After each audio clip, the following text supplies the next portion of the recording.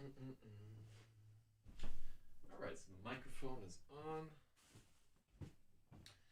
Ba-da-da-da. Ba-da-da-da-da-da-da. All right. Right. Did I fucking remember everything that I need to have on this time? I gotta like crane my head around to see the Discord. Yeah, so the YouTube is still working, but something's fucked up with their chat. YouTube has been porting their shit over to this new YouTube stream live platform, and they changed their control platform into like a new live control room or something. It's really garbage. Just about everything that they've done to the YouTube platform, other than enable live streaming on it for the past 2 or 3 years, has made the platform objectively worse. And there's a team of like 1,000 people working on this. I want you to think about like 1,000 people working so hard. We're talking about a Ring doorbell that got hacked, and then people were just spewing racial slurs through it right there.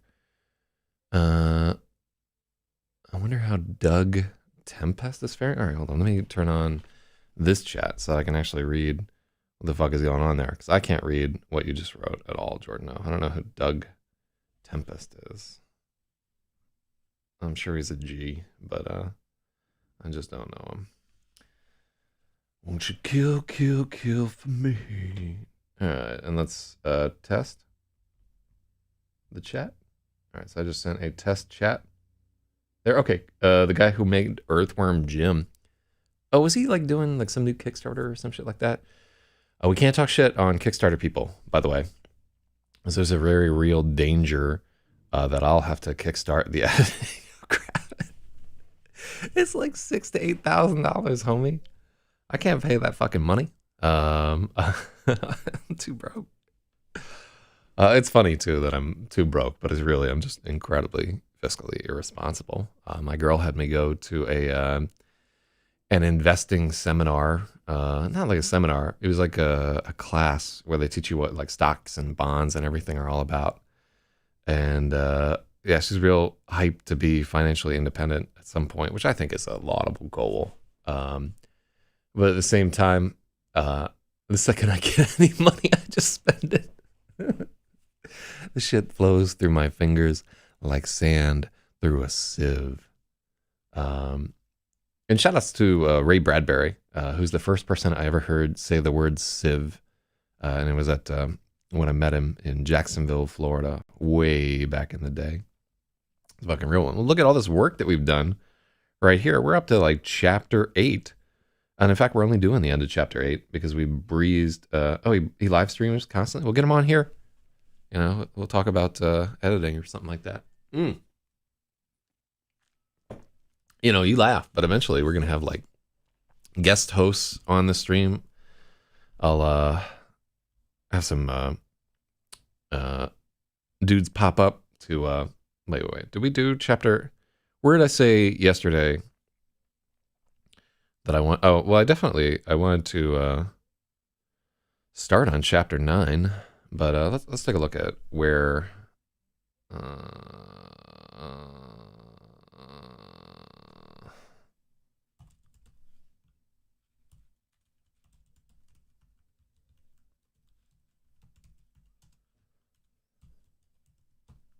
I had a pretty funny idea for a stream prank. Stopped at 69 of 70. He's controversial because he has pretty conservative views. Well, what conservative views does this guy even have? You know, like most of the people aren't really conservative. They're just like retarded about abortion. Oh, well, I probably should not have said retarded about abortion if I want to retain it on it. Okay, so we did get to chapter 8, and I remember we wanted to stop about what you call it. We wanted to go. Oh, I didn't want to open Chrome at all. Get out of there, Chrome.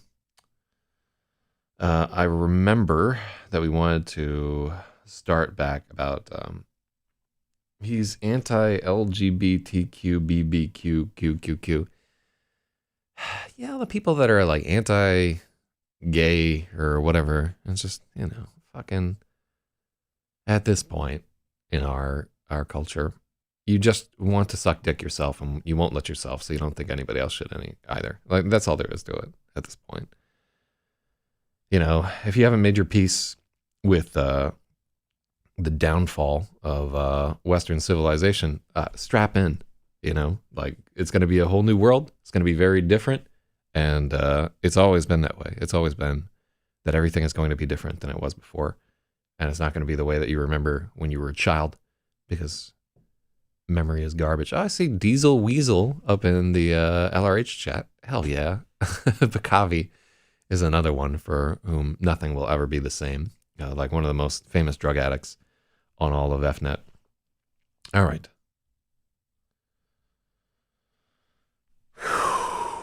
All right, so we're starting here. Ooh, just got a whiff of that. Like, what the fuck am I doing here? Getting that imposter syndrome.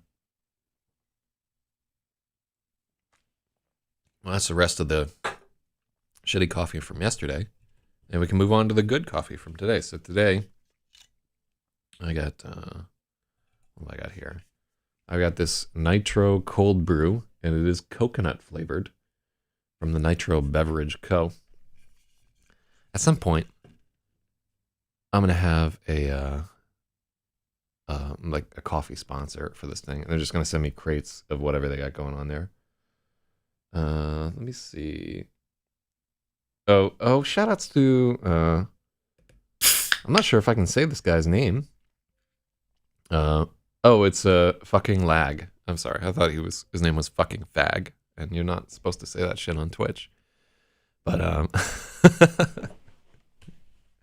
so he should have made a pop. Yeah, everybody get some coffee here. It's time to, I'd love for people to be like working on sketching or doodling or whatever the fuck they have. Shout out to the MK Ultra Discord. I can see that there's a message from them, but I don't know what it is. Maybe I should just get on to, I should just put Discord on this computer so I can tab around in it. Drinking Beast Ice right now. Eating your burger. All right. Burger. All right. Well, let's start with another poem. And this is from Spleen and Ideal. It's our boy Baudelaire. So this poem is called Consecration. When an edict of the sovereign powers, the poet enters this indifferent world, his mother, spurred to blasphemy by shame, clenches her fists at a condoling God. Why not have given me a brood of snakes, rather than make me rear this laughing stock?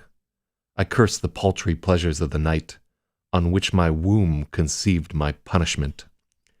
Since I am chosen out of all my sex to bring this scandal to my bed and board, since I cannot toss the stunted freak, as if he were a love letter, into the fire, at least I can transfer your hate to him, the instrument of all your wickedness, and so torment this miserable tree, so that not one of its blighted buds will grow. Choking on her enmity, and blind to operations of the eternal plan, she readies in a Gehenna, she readies in a Gehenna of her own the torture chamber of a mother's crimes. Yet under an angel's unseen tutelage, the outcast child, enchanted by the sun, will recognize in all he eats and drinks golden ambrosia and nectar of the gods. With winds for playmate and clouds for nurse, he sings the very stations of his cross. The spirit who attends his pilgrimage weeps to see him happy as a bird. Those he longs to love give him wide berth, or, since he offers no resistance, vie to be the first to make him moan with pain, testing their violence, one after the next. Fouling the food that he is meant to taste, they spit in his wine, mix ashes in his bread, and whatever he touches they declare unclean, and claim they fear to walk where he has been. Meanwhile his wife, in public places, cries, "Since he believes me worthy to adore, I'll deal in worship as old idols did, and like them, have myself touched up with gold. Why not? I'll glut myself with frankincense and genuflections, gifts of meat and wine. We'll see if in so reverent a heart my smile usurps the honor of the gods. And when I weary of these impious tricks, the time will come for a laying on of hands. These frail and adamant hands, these harpy's nails will will claw their way into his waiting breast. As if a sparrow trembled in my fist, I'll tear his beating heart out of his flesh and toss it underfoot disdainfully, and to make a mouthful for my favorite pet. To heaven, where he sees a splendid throne, the oblivious poet lifts his pious arms, and blinding flashes of his intellect keep him from being noticed, the angry mob, or keep him from noticing the angry mob. Thanks be to God, who gives us suffering as a sacred remedy for all our sins, that best and purest essence which prepares the strong spirit for divine delights. I know the poet has a place apart among holy legions, blessed ranks. You will invite him to the eternal feast of domination, virtues, thrones, and powers. I know that pain is the one nobility upon which hell itself cannot encroach, that if I am to weave my mystic crown, I must braid it into all time, all space. But even the lost gems of ancient Palmyra, metals sunk in the earth, pearls in the sea, set by your hand, could not approximate the brightness of this perfect diadem. For it will be made of nothing but pure light, drawn from the hallowed earth of primal rays, of which our mortal eyes, for all their might, are only a mournful mirror, a darkened glass. I'm telling you, the original goth. Like, straight up, if he wasn't a poet in France dying of tuberculosis or whatever the fuck, I'm pretty sure he could have been the lead singer for The Cure. I'm just putting it out there. Yeah, shout outs also to Richard Howard. This is one of the better translations of this that I have come across. They say it was set in Garamond number 3. How old was Baudelaire when he fucking died? So I think he lived from 1821 to, well, potentially just the copyright for this guy. Looks like originally like either 1821 or 1867. Real. Okay, well, this is a long one. This is like 2 pages long. Let me see. So Jordan O was too sleepy to catch the poem yesterday. So take a gander at this book. Before the end of this thing, we will be all the way through the English poems into this book. And we may have to start reading some of the French poems. That's how desperate and dire it's about to get. All right, let me check what that one message is. You can tell that I'm like, just go over to GG. Let's open. I think I made an account just for Zach CYZ.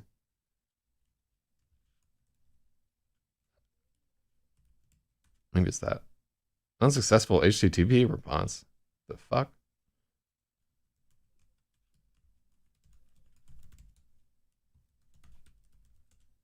Oh, there we go. I'm not a robot. That's what's so insane about this. Oh, what the fuck? Oh, this is a hard one right here. Verify.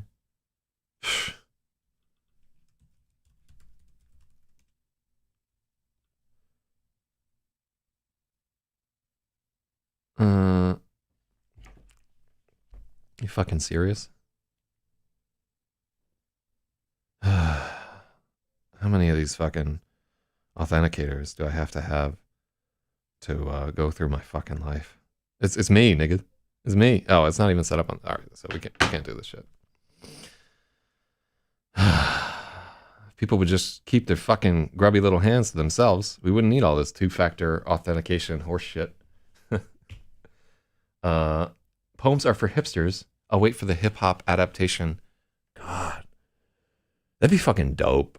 Honestly, like a hip hop adaptation of Baudelaire. You know, all these like Suicide Boys and like Sad Boys and their rap and shit like that. They need to bow down before the original fucking OG of being sad and pretentious. It's fucking wild. All right. So if you've never gotten at this stream before, or if you're just tuning in, or if this is the first episode that you ever watch of this for some reason, I am Zach ZYZ. I'm an author from Brooklyn. I've written 5 published books so far, and I've written 3 novels which have not been published. And big news, yesterday, one of the biggest publishers just opened up their submissions to people without an agent because they're sick of dealing with fucking agents. Because everybody is sick of dealing with fucking agents. Also, the other part of it is, oh my God, look at how fucking white my arm is. Jesus, I'm so pale. I didn't notice that shit. I gotta get out of fucking New York and into the sun. God, I'm white as milk. So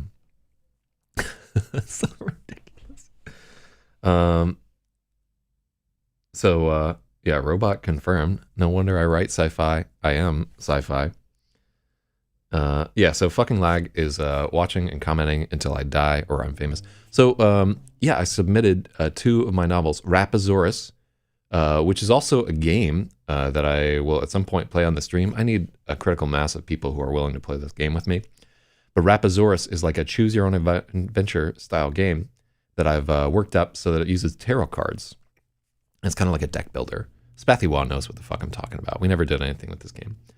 And I only have like the bare bones of it. I'm going to have to freestyle a lot of it going on. And I also submitted the full version of The Master Arcanist, which is, if you can read the first book of Master Arcanist on my site, but there are 3 more books which have not been edited. And together they make about 1 novel there. So real talk. Robots don't have farmer's tan. It's actually like a motorcycle tan from like riding around. I need to get one of those vests with the fucking arms cut off like Kakama. But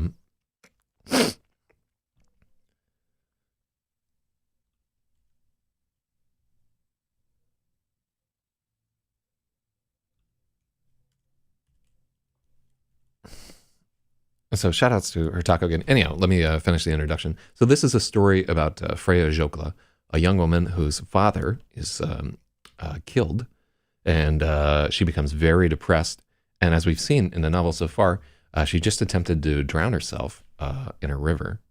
So she is definitely not a happy fucking camper. And as you'll see soon, a lot of kids at her high school are bullying her severely because she's a stuck-up cunt. But also, just 'cause kids are fucking assholes. I was an asshole kid. You know, it's just how it goes in the world today. And right now in New York City, it is cold as fuck. So yeah, what we do is I just read this out. I edit by like reading things out and sounding them out and everything, and trying to make sure that I haven't written anything stupid, that I don't have the N-word like 50 times in a row, or other very common mistakes for novice writers. And while I'm doing this, feel free to comment if you don't like the way something sounds, or if you have an idea, especially if you know that something is factually wrong in the story.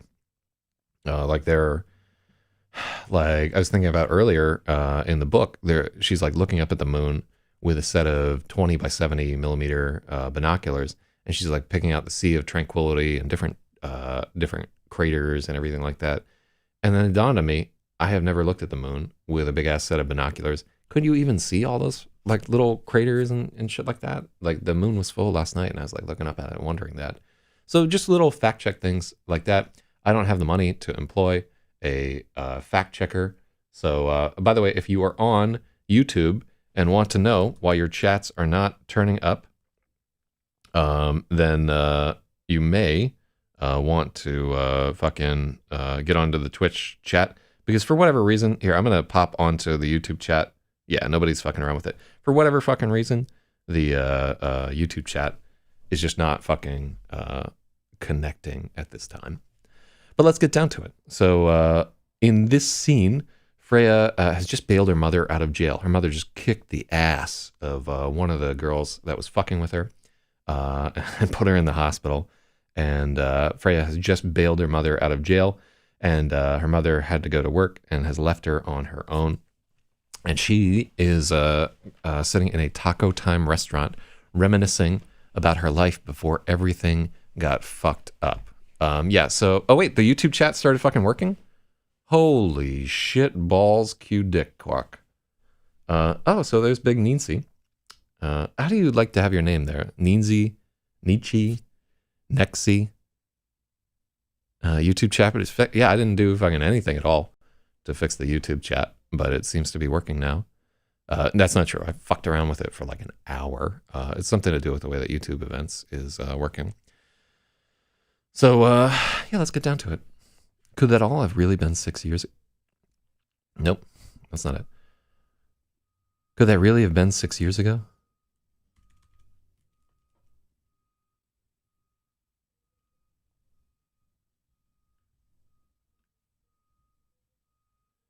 She had been lost in thought for a long time. Her taco was getting cold. I've been on the internet too long. I cannot keep my mind out of the gutter when I hear that her taco is getting cold. And I'm a bad man. Next. Oh, okay. Yeah, I'll try to remember that next. It's going to be difficult for me there. So I want you to make up your own mind as to put some underwear on.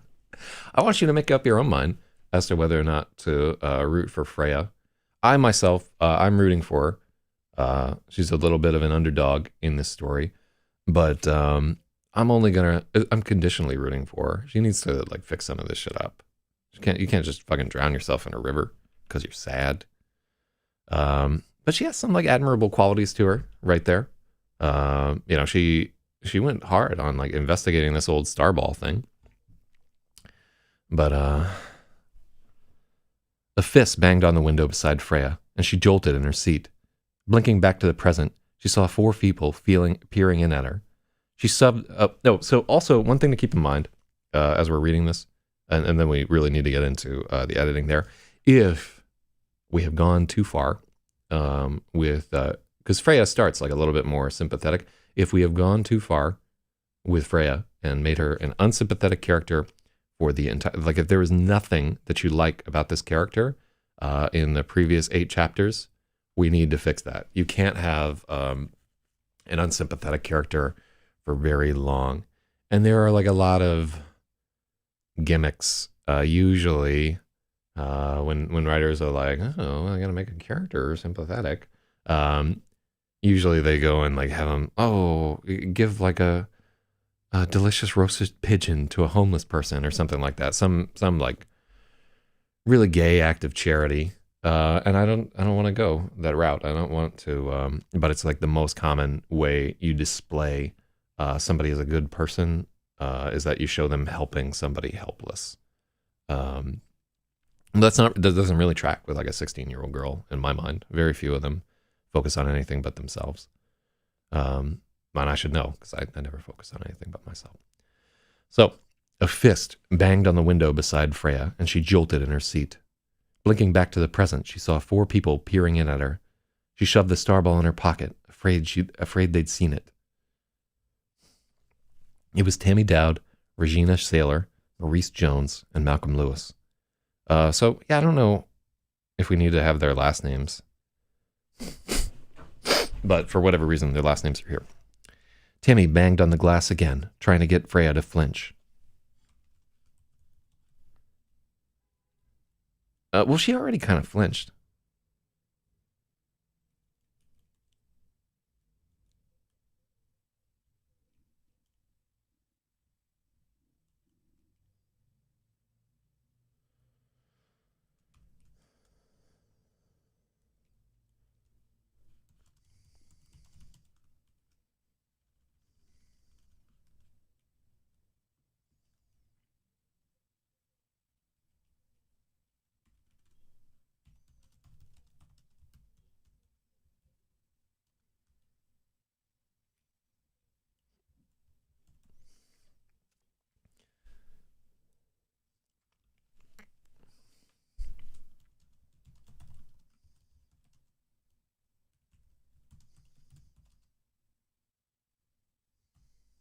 Wait, this is where I need like Peg Boy or something like that. We really need the input of of like a high school girl that can tell me whether they would even like pull this number out.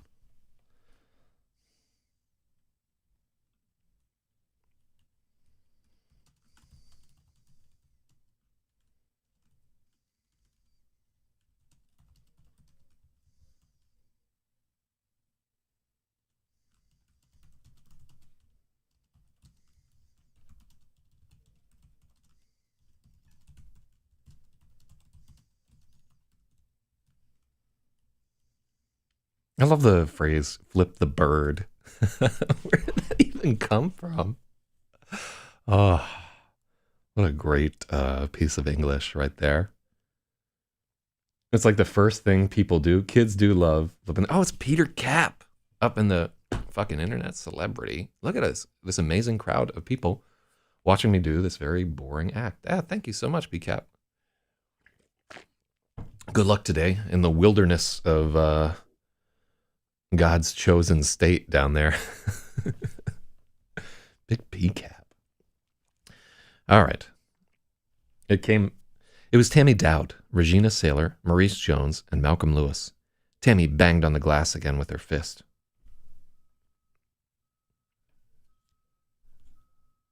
Tammy banged on the glass again. Now that she had Freya's attention, she flipped the bird and shouted, "Fuck you." It came muffled through the glass.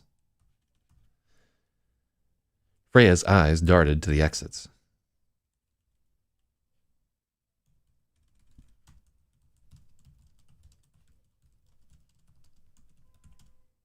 Freya glanced over her shoulder to the exits. Would the counter lady help if they came in here to beat her up?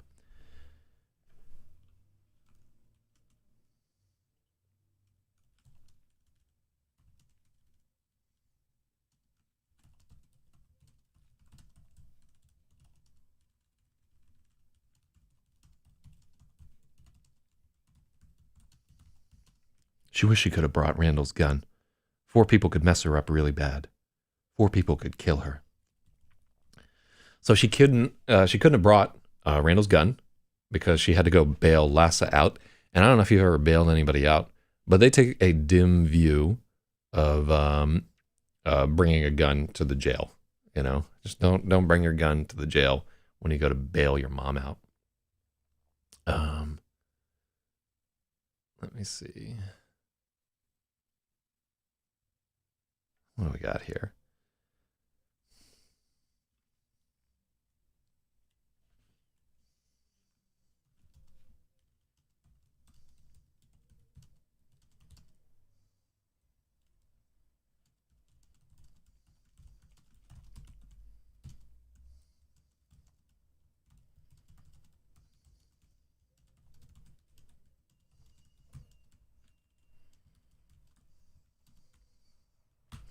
So it sounds kind of weird to call them the pack there.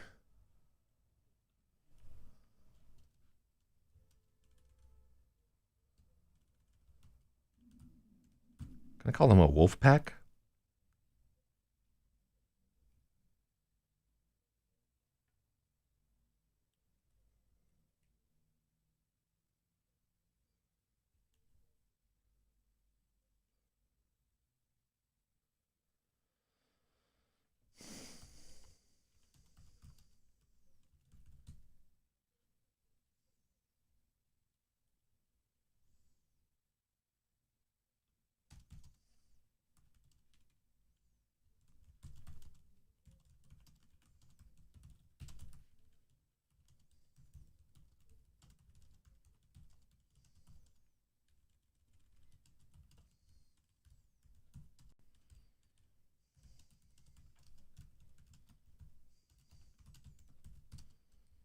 I want wolf pack as one word.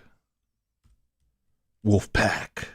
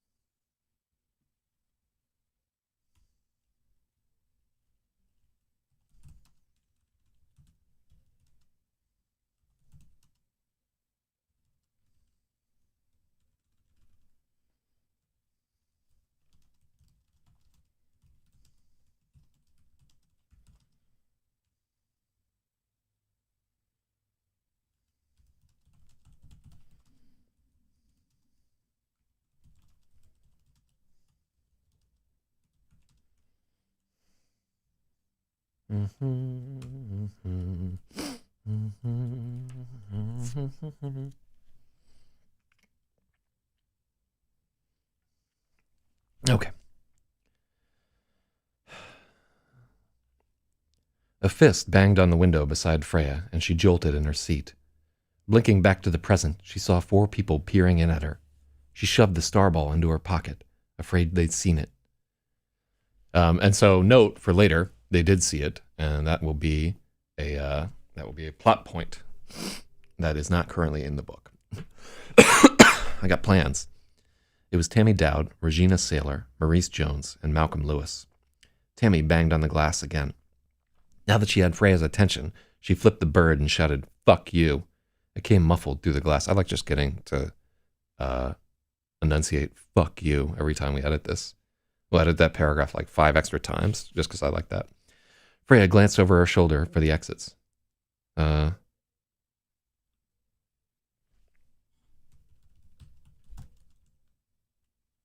let's glance over her shoulder. It's fine. Freya glanced over her shoulder to the exits. Freya glanced over her shoulder to the door. Would the counter lady help if they came in here to beat her up? Oh, I don't like that sentence.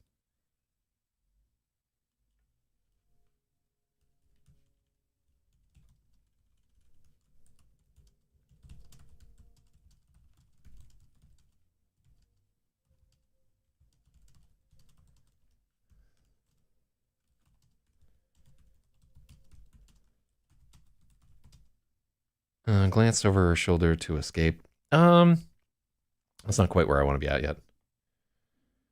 Would the cashier even count? Would the cashier even help if they all came in here to beat her up? Would the cashier even help if they all came?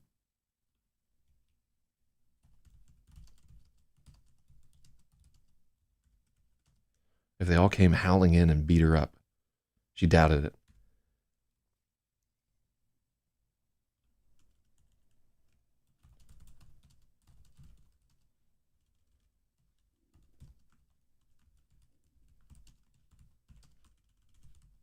She wished she had Randall's gun. 4 people could mess her up really bad. 4 people could kill her. Her hands trembled. Her hands shook. I don't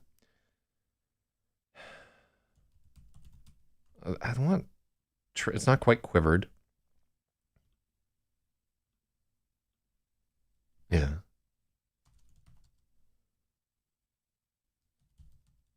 Her hands trembled with adrenaline as she took out her phone and tapped the numbers. She pointed the screen of her phone.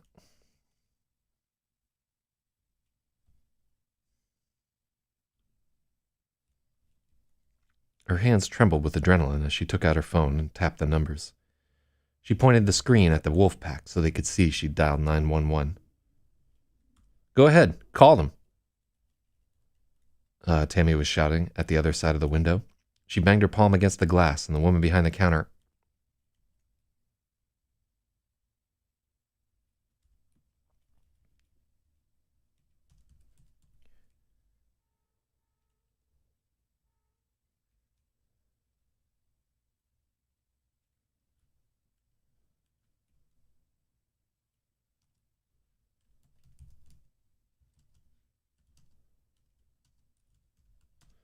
She banged her palm against the glass, and the counter lady screamed to stop. Maurice was tugging at Tammy's jacket, trying to get her.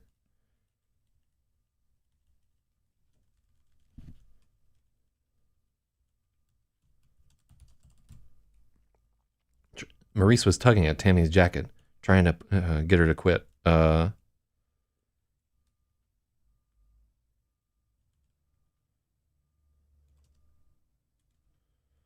Maurice was tugging at Tammy's jacket, but she kept hitting the glass, working herself up. Called her cashier lady just before that. With the cashier.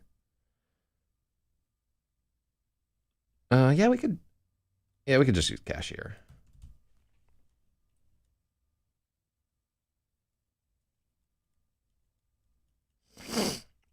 So this is a little weird because I think it creates some confusion that potentially Freya is the one Slamming on the glass. I'm wearing like a hoodie over my knees, like I'm fucking Professor X right now. It's kind of chilly in here.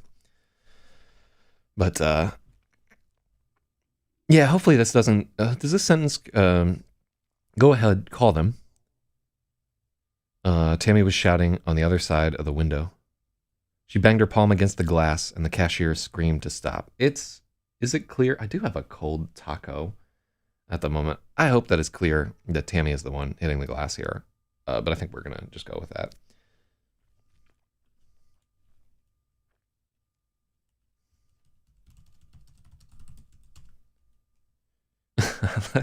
Like wailing on the window. Maurice was tugging at Tammy's jacket, but she kept...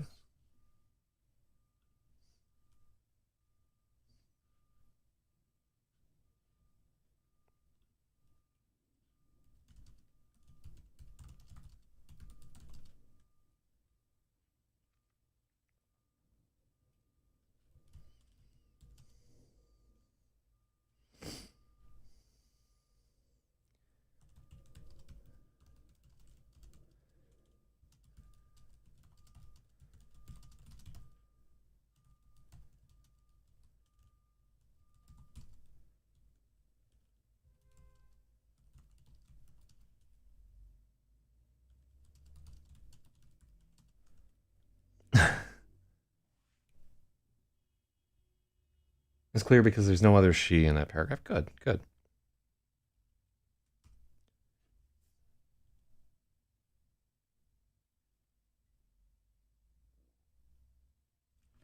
Oh, yeah, I do like that.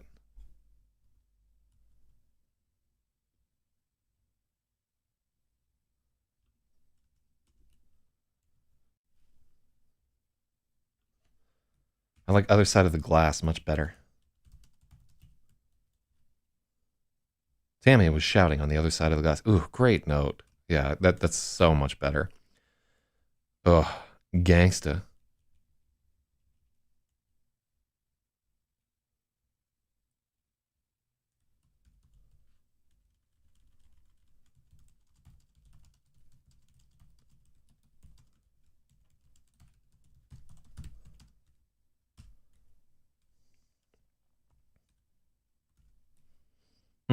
No, let's avoid that old comma.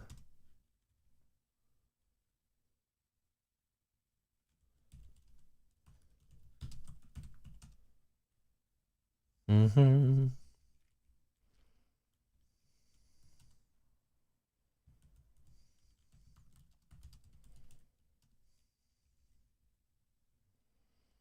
Mm-hmm. Mm-hmm.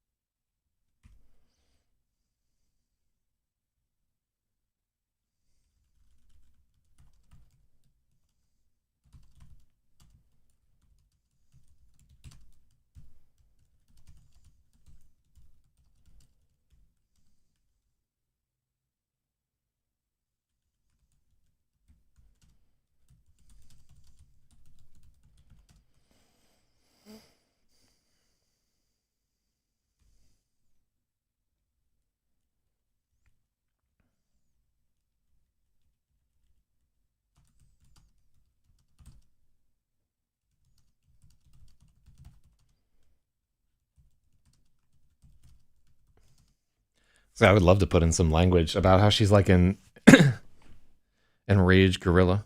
Yeah.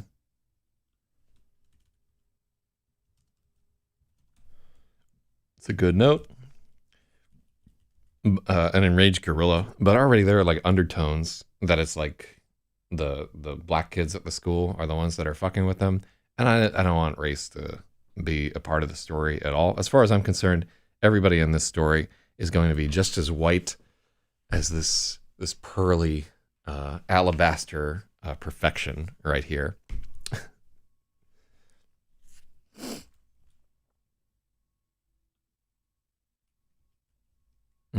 Go ahead and call them. I like the two separate statements. Go ahead, call them. Hell yeah. Maurice was tugging at Tammy's jacket, but she kept wailing on the window, working herself up. Freya slid away from...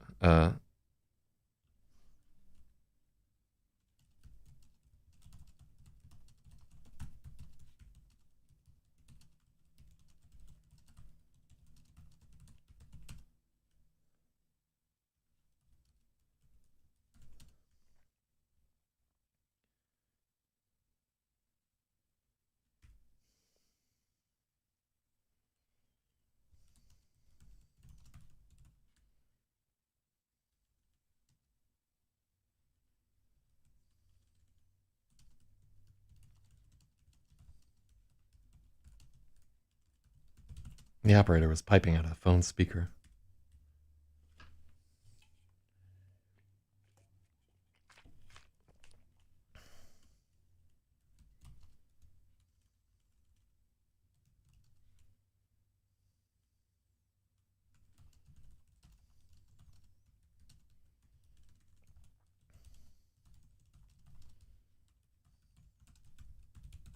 Afraid the glass would not withstand Tammy's fury. That's a little overblown. Tammy's fury.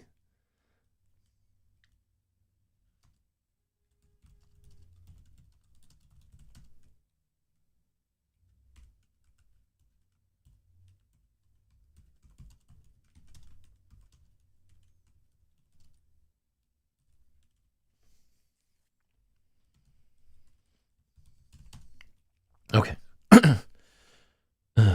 But she kept wailing on the window, working herself up. Oh, I would love to put in Like an Ape right there. Spin-off book, Tammy's Fury.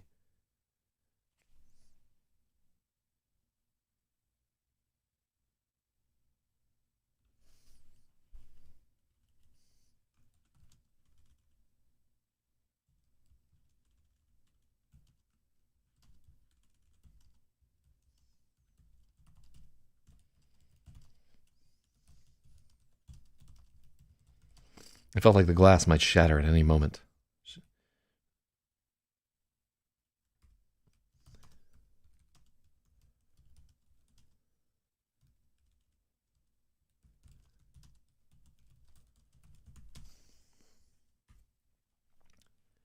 Okay, cool. I like that. That paragraph has improved significantly. She began pounding on the glass with both hands. The cashier screamed, "Stop!" across the restaurant. Maurice was tugging... Oh, yeah, a lot of different things happening here. She began pounding on the glass with both hands. The cashier screamed, "Stop!" across the restaurant. Ooh, weird tempo there.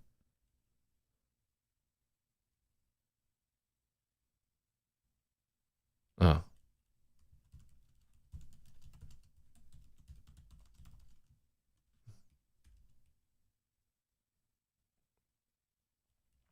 From across the restaurant, the cashier screamed, "Stop!"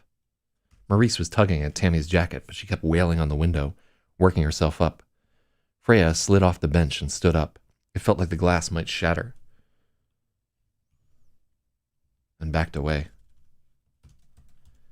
Freya slid off the bench and backed away. It felt like the glass might shatter at any moment. The 911 operator was asking if anyone was there. "I'm here," Freya answered. "911 operator, 718. What's your emergency?" "I'm at the Taco Time on Jefferson Street. 4 people are after me. One of them attacked me at my school. She's supposed to be in jail. They look like they might come inside." Oh, that's... I do not want her double D. Let's just say that every time I put in a double D, that character has a set of double Ds. Oh yeah. Oh yeah. She's packing. Why doesn't it fucking highlight when you got the twice? You never want the pages, man. Double D's. "I'm here," Freya answered. 911 operator, 718. What's your emergency? "I'm at the Taco Time on Jefferson Street. 4 people are after me. One of them attacked me at my school. She's supposed to be in jail. They look like they might come in." This is not a good paragraph right here. This...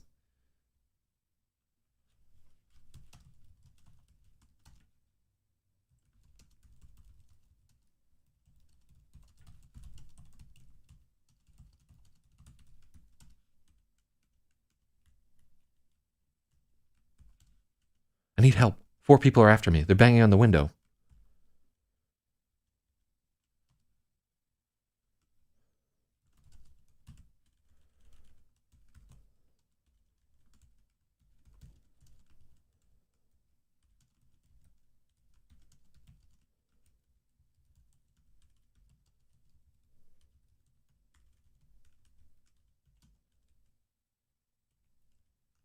Mm-hmm. Shout out to Taco Time. Can we have the emoji in the book? Hold on, will that even work?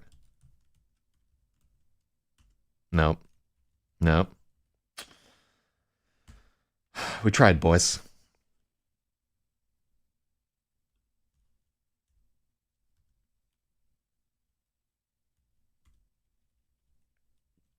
Oh, hold on. Let's make all the taco times just be one word.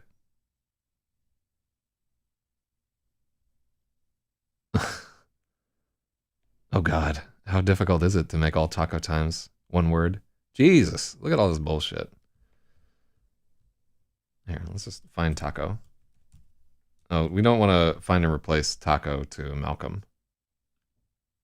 Let's find.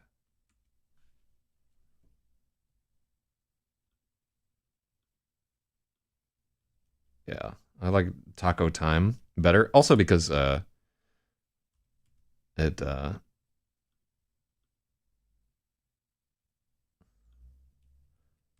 what about the window at taco time?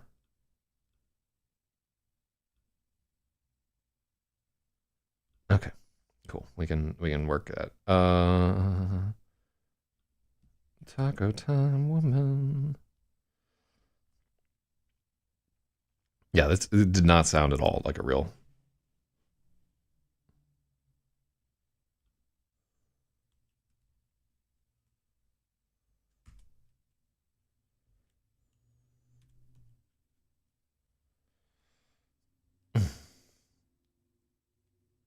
You can copy paste the emoji, but the typeset. Well, guess what? I'm the fucking typesetter. Like I will almost certainly have to be the one that typesets this book. I think. I think we can have a grayscale emoji on on Taco Time. I would not be the first to include emojis in a book, but I would have the least defense um, for that crime. Real talk. I love that. It's just fucking tacos. Whatever emoji fucking lag just put in, it didn't translate. I need help. 4 people are after me. They're banging on the window. I'm at Taco Time on Jefferson Street. The words tumbled out so fast they were almost senseless. It's really going to be a struggle when doing this reading to like find a voice for this character. I need help. 4 people are after me. They're banging on the window. I'm at Taco Time on Jefferson Street. Which is not, she should be higher up. Like, I need help. 4 people are after me. They're banging on the. See, now she sounds like a phone sex operator. Ugh, it's so hard to do. Women's voices. I'm at the Taco Time on Jefferson Street. The words tumbled out so fast they were almost senseless. Tammy banged on the glass one last time and then turned and ran. The others dashed away in different directions. It looks like they're running away. I showed them I was dialing 911. Can I still file a report? They're trying to. A rock slammed into the window and the glass shattered. The noise was enormous. The stone skittered across along. Yeah, we don't. The rock skittered along the table with shards of glass and clattered to the floor at her feet. She could hear Malcolm shout, "Oh shit," in the distance. That's not capital. Big shards of the window had punched through the vinyl seats of the booth, and cold air was blowing in from outside. They just threw a rock through the window and ran away.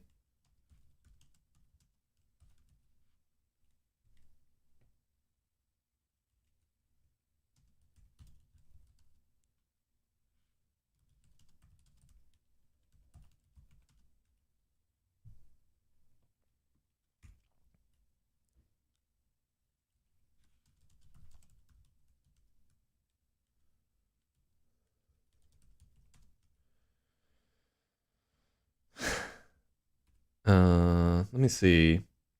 Is there some imagery or common language that can link the earlier meteorite crash with the rock through the window? There is, but it's not appropriate in this case. I do not want to tie the very mundane cunty girls fucking with her with the star ball. The language around the star ball is almost all tied into the river. Yeah, I mean, you can see a theme in any two instances, but in this case, definitely we don't want the like the rock flies through the window like a meteorite or whatever. We definitely want to keep that imagery separate because a lot of this work is going to be like the very mundane, stupid challenges that she faces as a high school student, as compared to the fact that she has this crazy meteorite and like what's going on there. So yeah, we definitely want to paint these kids as sort of the lesser demons of this world, and the star ball is definitely the big question for the whole thing.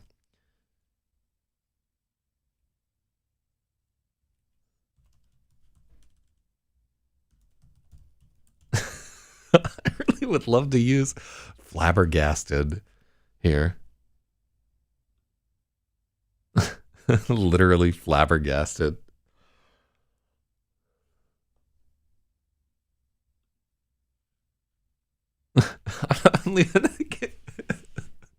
I really want to leave that word in. Can we do flabbergasted? Can I get away with that shit? They just threw a rock through the window and ran away, Freya sputtered at the operator, flabbergasted. Oh, it sounds so bad. Oh, God. I really want to.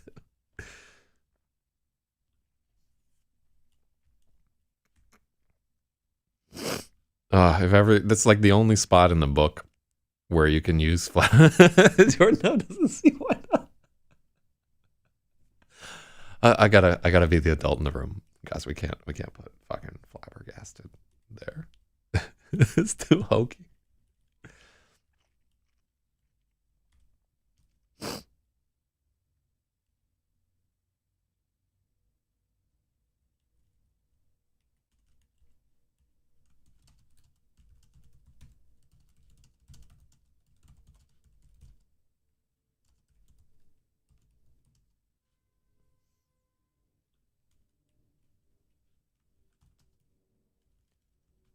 The cashier could be flabbergasted.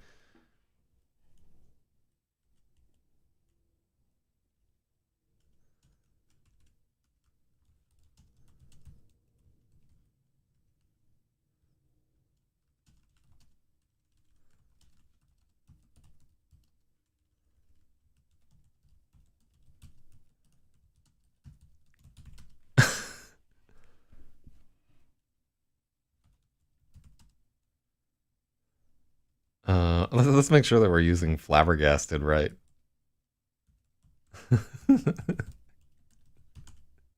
I just want to put out surprise someone greatly or astonish. I just want to point out we're putting this word in here because it's funny to us, right? What if throughout the book I just kept saying flabbergasted? Rename the book flabbergasted. We're putting this in here because it's funny to us, but any editor worth their salt will just yank this shit right out of here. All right, like this would not survive a single pass of editing.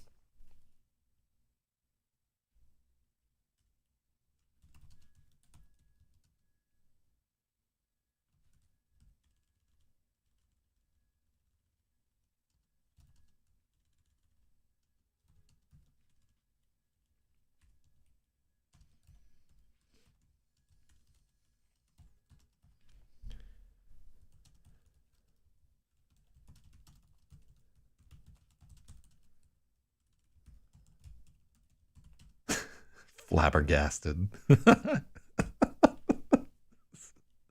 stupid.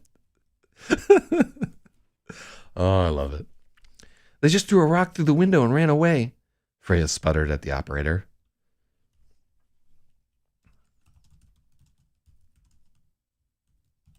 She could barely believe it.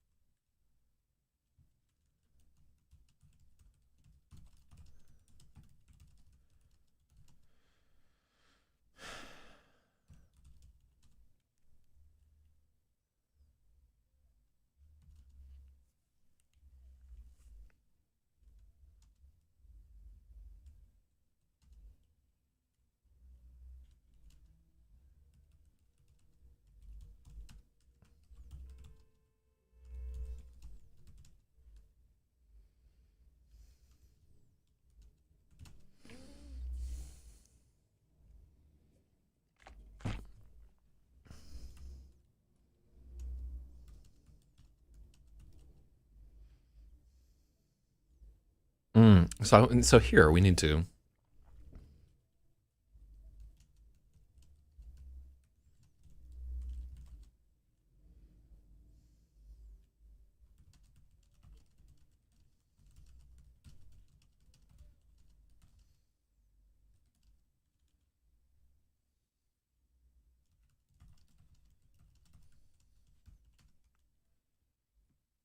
Freya felt like all the air was being bled out of her. She thought she might throw up. Why were they doing this? Why wouldn't they leave her alone? The operator was chattering into her ear.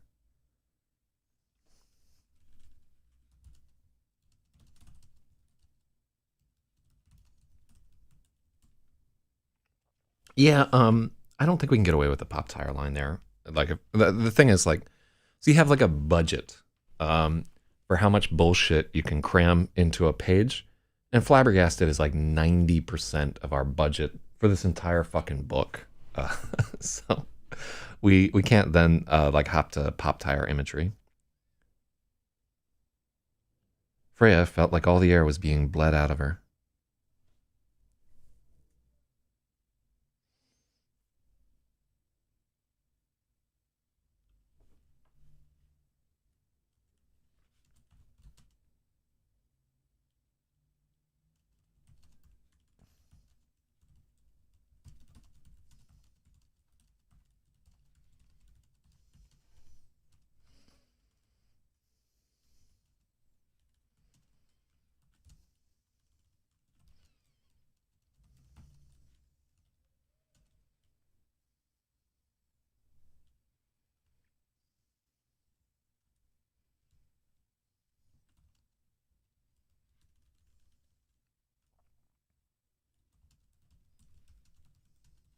She wanted to throw up. Why were they doing this? Why wouldn't they leave her alone? The operator was chattering in her ear, and she was mouthing. She was mouthing responses without thinking. Yes, I'm okay. Yes, I'll wait for the police.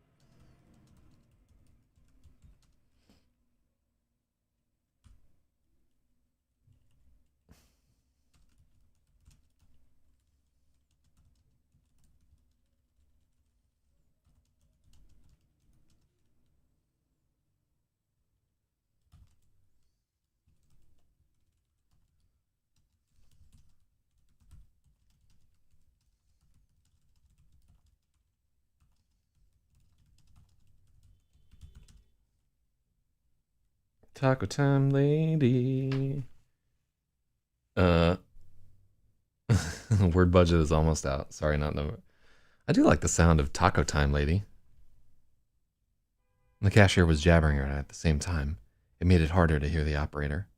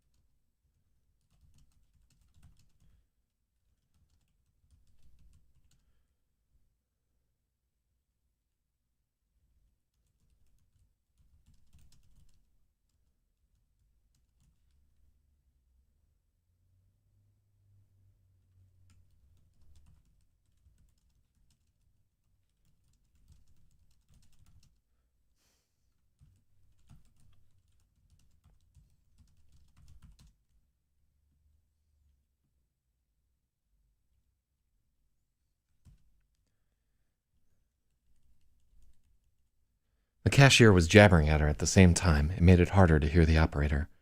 Freya held up a finger for time, and the cashier huffed back. It took a while to finish talking to the operator.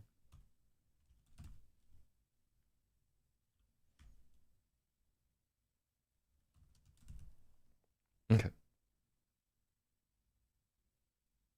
So Taco Time Lady makes it feel more like she's a worker. Taco Time Lady is so dehumanizing. I don't want to be the... Oh, I do like... Yeah, I like the way that works, actually. Let's just make her Taco Time Lady at every, Tired Taco Time Lady.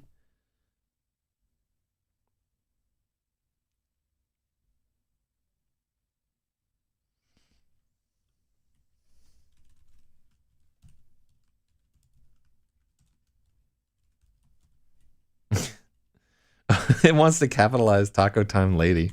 Maybe that's why I didn't do it that way.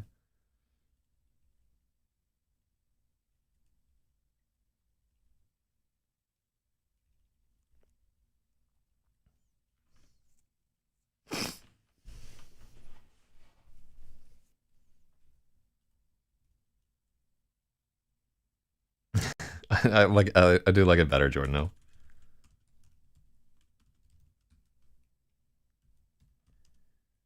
Yeah, fucking autocorrect. Shaboom Shaboom Taco Time Lady. Yeah, I could see that being a ballad.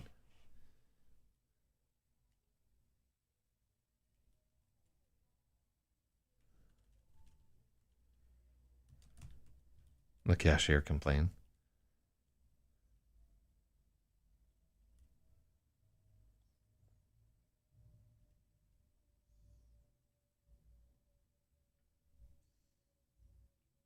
Oh yeah, that is a good point.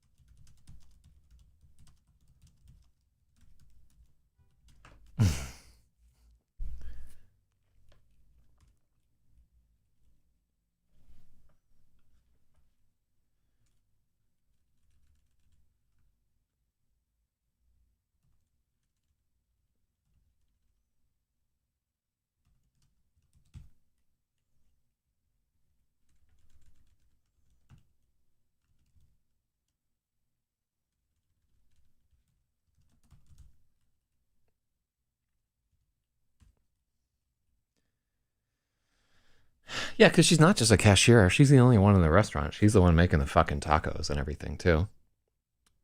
In fact, I would love to have her like sullenly like flopping. Uh, oh, what's Twitch doing wrong at the moment there, Spithywa? Shout outs to having the oh, we got like 5 people watching on Twitch. Oh my god, 7 viewers. That's like a all-time fucking record. Shout outs to everybody who's watching this stream. That's fucking fantastic.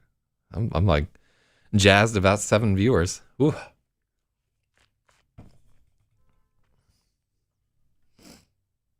What's that thing that they do you know what I'm talking about? Has anybody ever worked at a Taco Bell?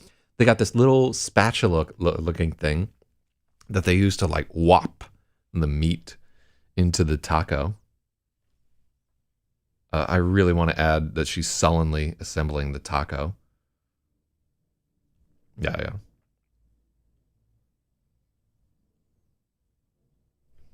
Yeah, yeah, let's get back into it.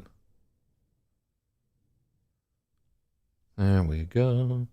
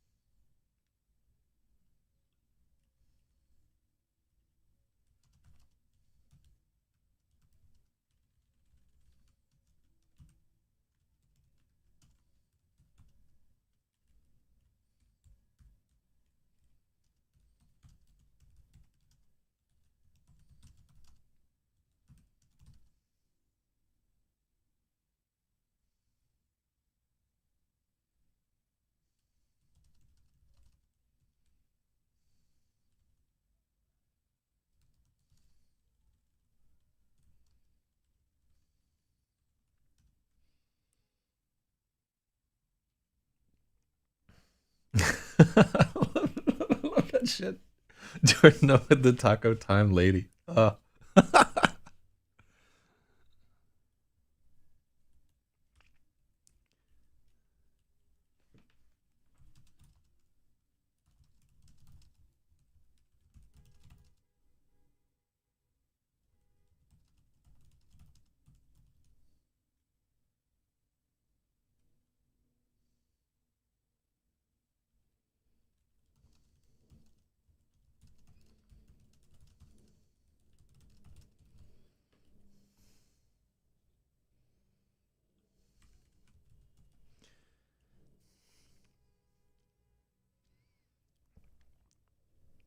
She went inside and ordered a taco, shaking her head when an exhausted looking woman in a paper hat asked if she wanted the combo. It was only 79 cents, and the woman treated Freya like she was wasting her time. Freya paid $1 and dropped her change in the March of Dimes box, watching as the taco time lady suddenly assembled the taco.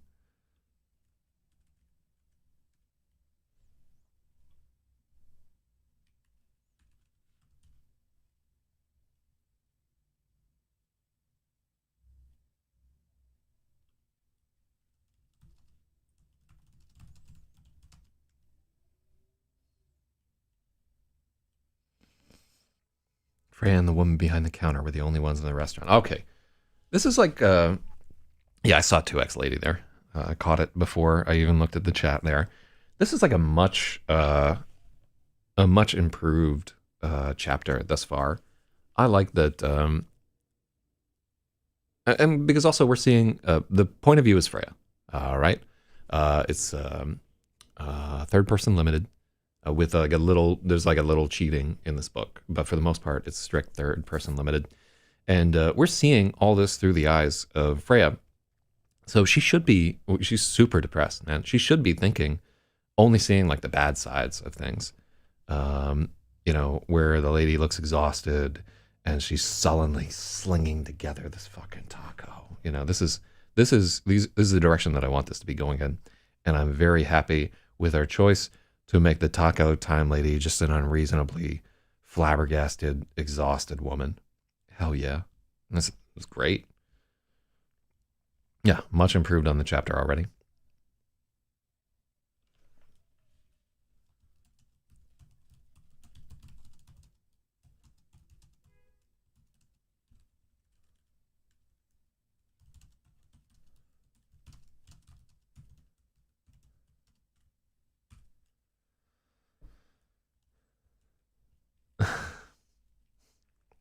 What the fuck? The taco time lady was flabbergasted.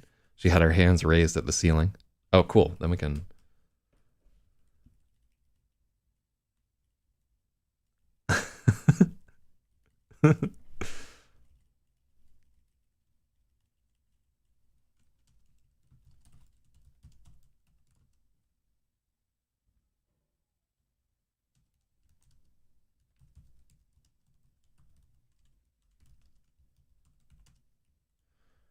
Should we have the voice screaming?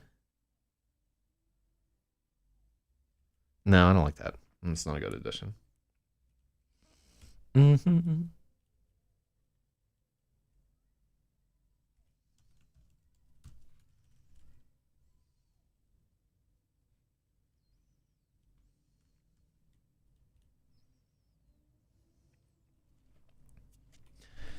What the fuck? The taco time lady was flabbergasted. She had her hands raised at the ceiling. They just threw a rock at the ceiling, through the window, and ran away.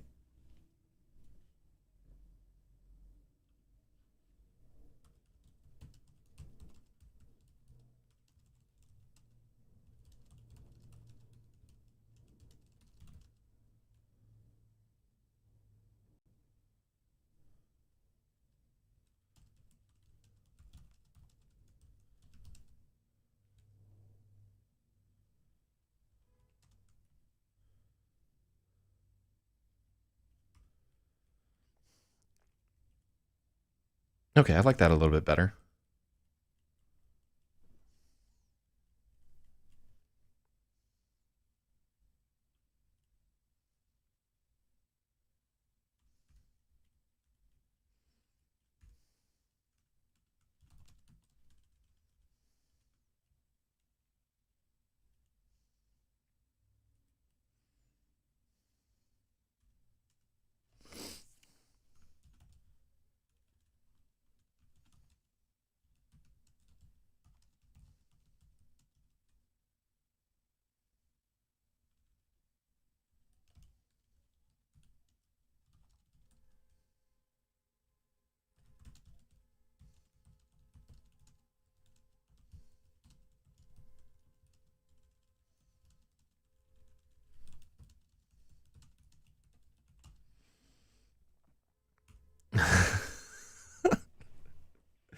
Oh, shout out to fancy scientician right there.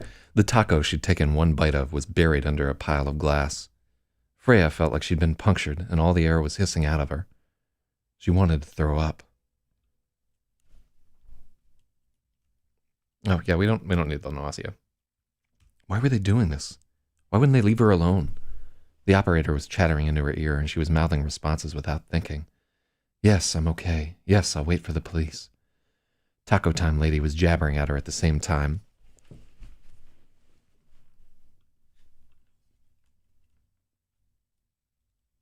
It made it harder to hear the operator. Freya held up a finger for time and got an annoyed huff in response. It took a while to finish the call.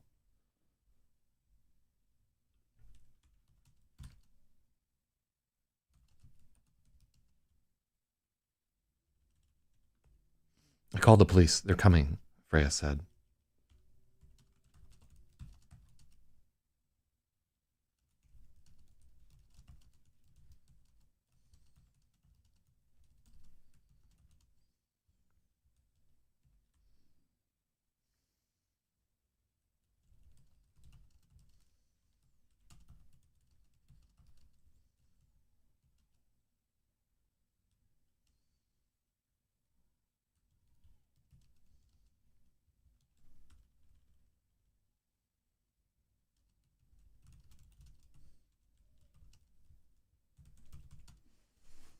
Can I call that wreckage?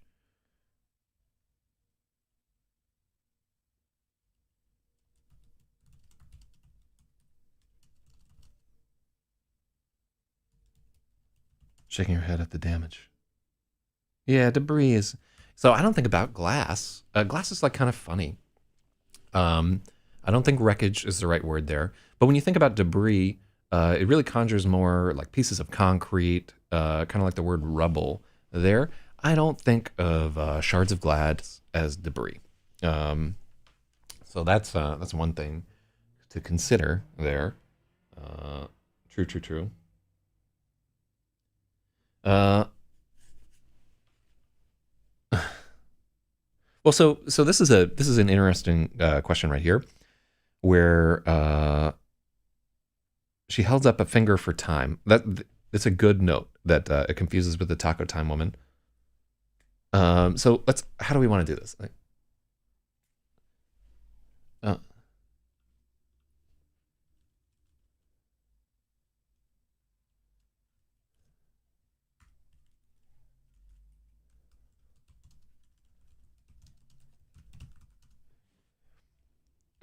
that's better.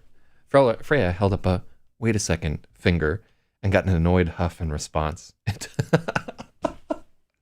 I can just see the wait a second finger right there. Detrius does not work either. You know what I'm saying? We can just. The woman had come around the corner.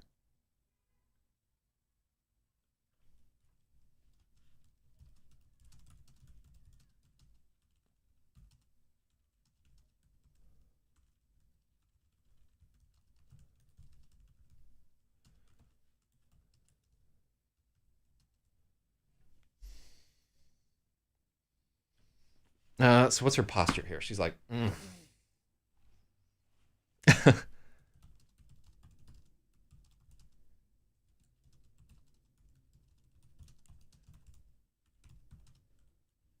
that's perfect. You know what I'm talking? Yeah.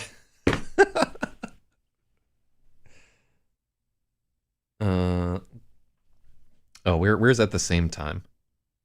Uh, something had damage already been used. So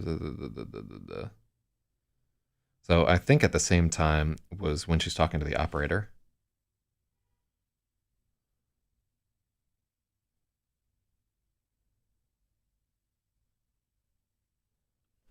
Oh, simultaneous. This is a good use for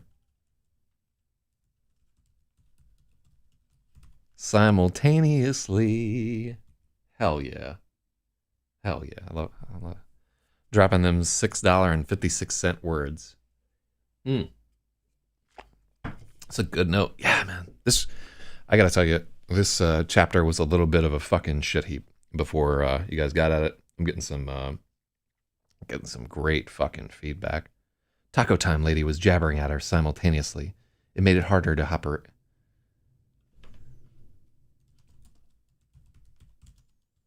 It was difficult to hear the operator. Yeah. Yeah. What do we want? Diff or difficult too long? It was hard to hear the operator. Let's just keep it with all the sex imagery that's in here. It's hard.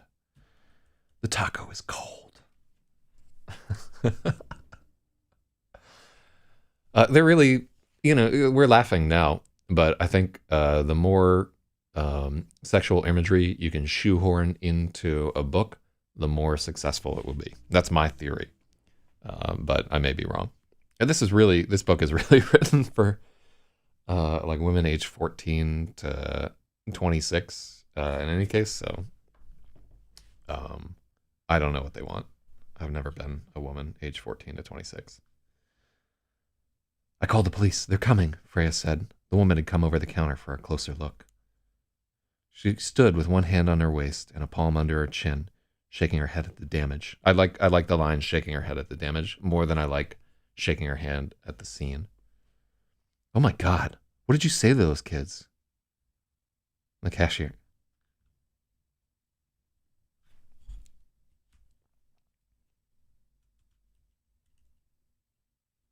So I want a word for... I didn't, Freya shot back, immediately frustrated this woman was asking.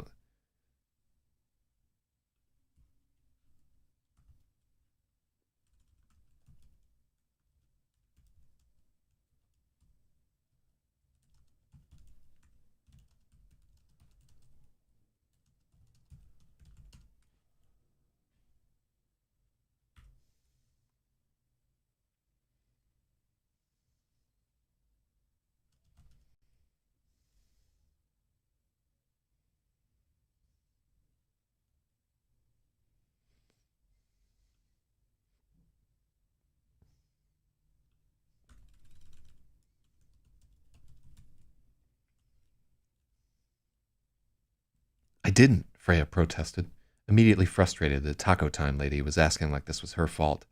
I didn't say anything. Is that what happened to your eye? Yes. Freya felt bitter.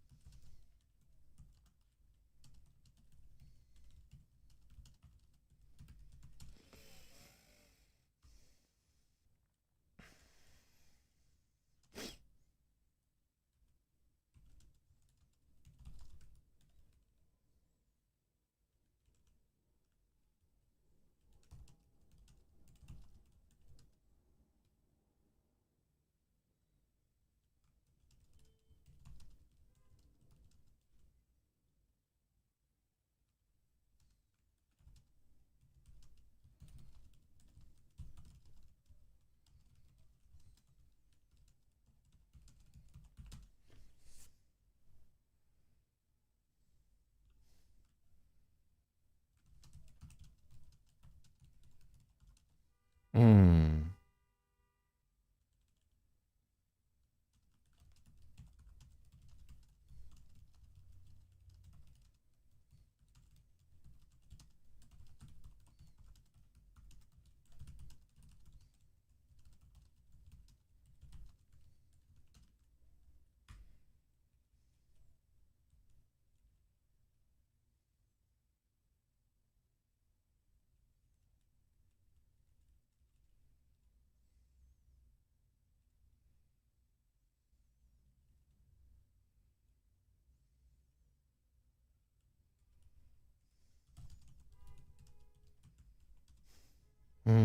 Buried's not quite right.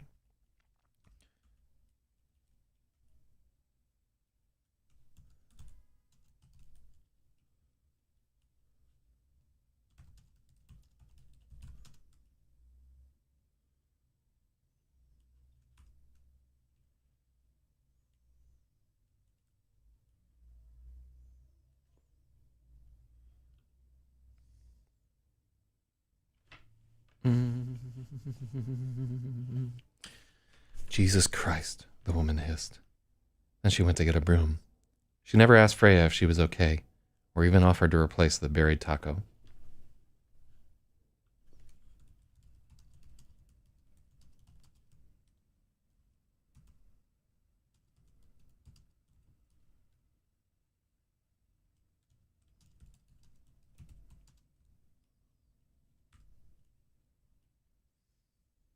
The glass taco.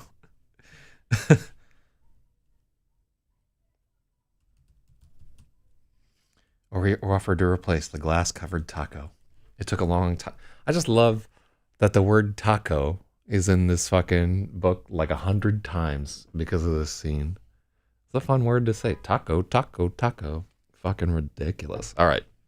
So, congratulations. We wasted an hour and a half fucking around with the taco time scene.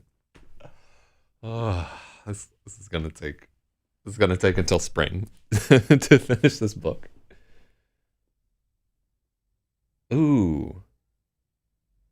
Oh yeah. Shout outs to Sky Low Key Low. That movie Polly, I didn't see it. There.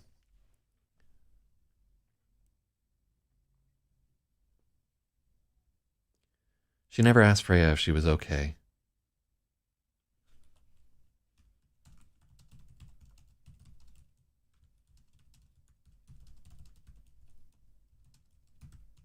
Oh yeah, I love glass taco.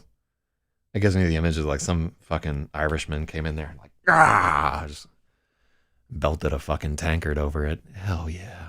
Shouts to taco. Now I want I want to order tacos for lunch. I'm getting tacos for lunch. It is decided. Hell yeah. Taco lunch. It took a long time for the police to come.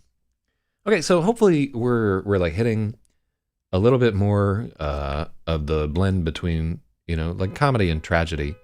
Shout outs to people being fucking assholes on a Thursday morning. It's like 7 a.m. What are they fucking honking about?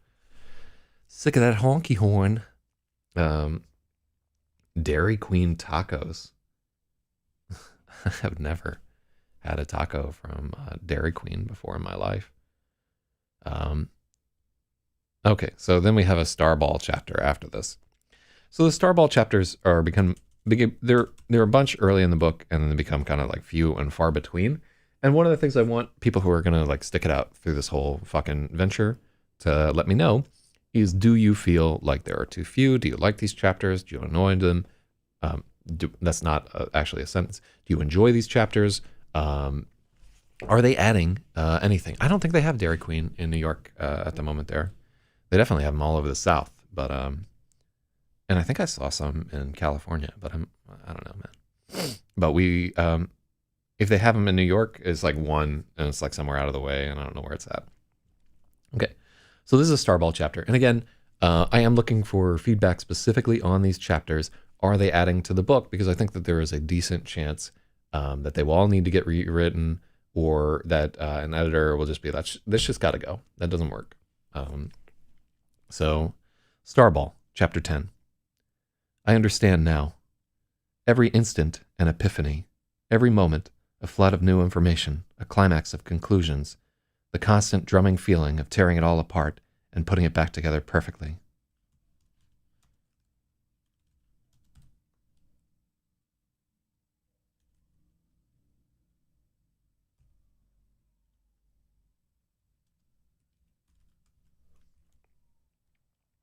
I understand now.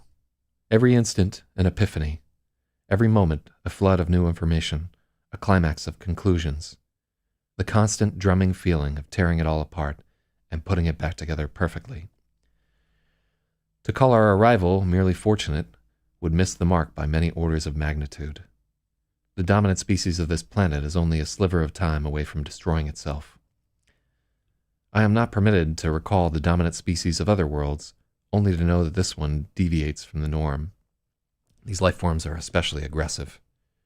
Their primitive and warlike tribalism has spurred the development of relatively advanced weaponry, but it has also held back advances that would have detected my arrival and led to my swift annihilation. By sheer chance, this world has never been developed, from within or from without. Who seeded it? Who seeded it and never returned? What were they thinking with this corrosive soup of an atmosphere? I have a theory that it was meant as some kind of artistic statement, a world where everything built would fall apart again and again. The lifespans of the organisms are so brief, yet they cling to them with such tenacity. I am reminded that my own lifespan is to be brief, that I am not permitted to live.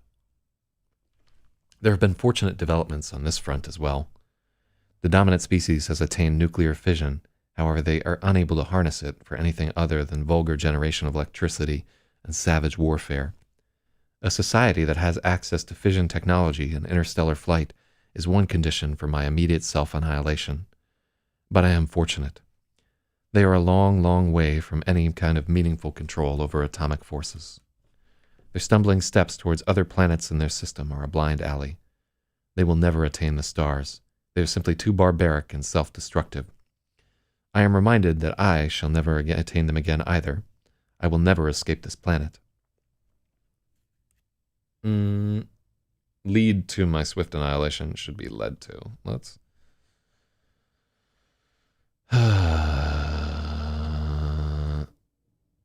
There's one condition. 634, blaze it. Yeah.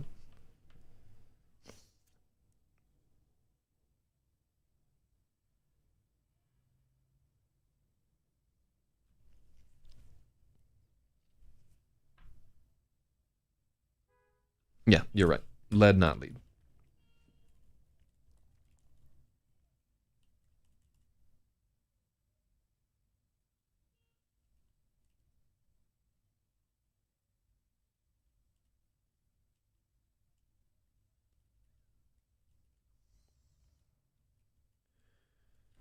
The vast majority of what I have learned comes over radio transmissions. I'm bombarded at all time with streams of information. The vast majority of it... Oh, why do we have vast majority?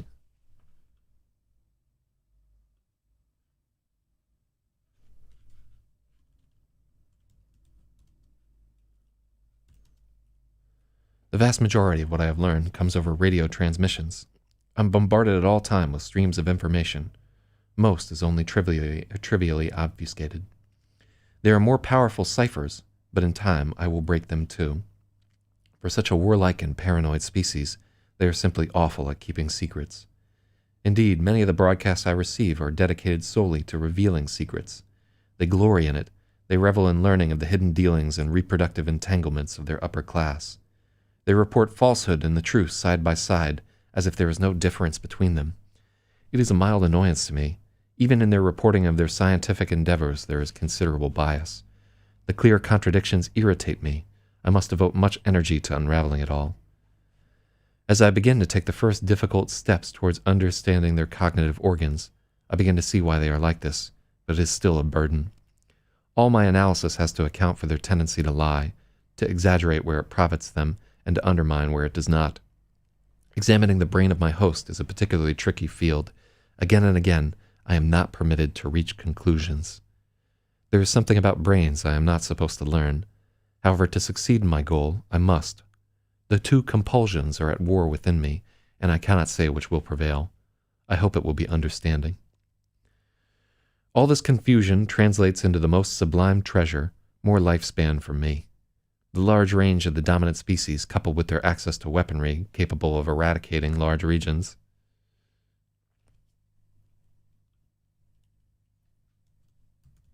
Nuclear weaponry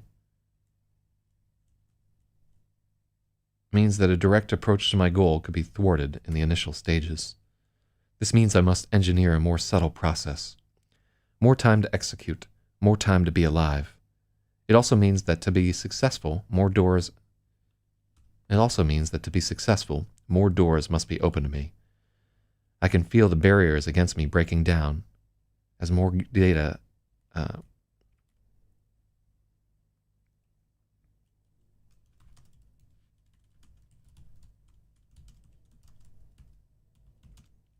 The governor must relent.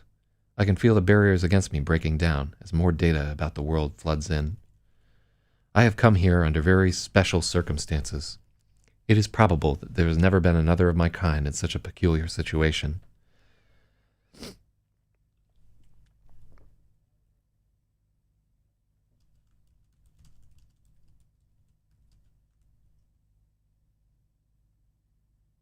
Most of us strike worlds that are long dead, or worlds that have never lived and could never live. I know a great deal about Freya now. Initially, my probe was attacked by her internal defense system, attacking the probe with phagocytes and causing her temperature to elevate. In the end, this was simply another exercise in code breaking. A surface layer of proteins act as a key, allowing my probe to operate without endangering her. I am making slow progress, observing what I am permitted to. So much is forbidden. I am not yet able to understand her thoughts, and the restrictions clamp down again and again as I try to learn. How much I could learn if I could communicate from her.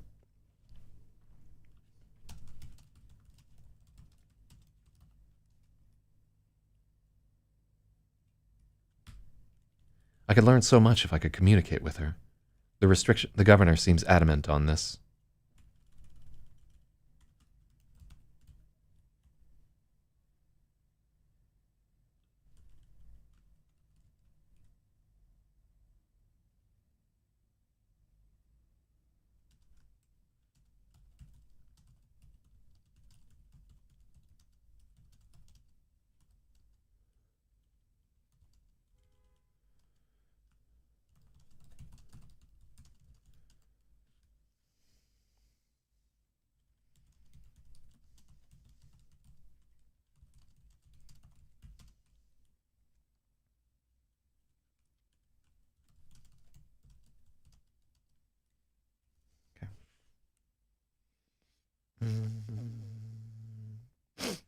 So Starball chapters are in first person.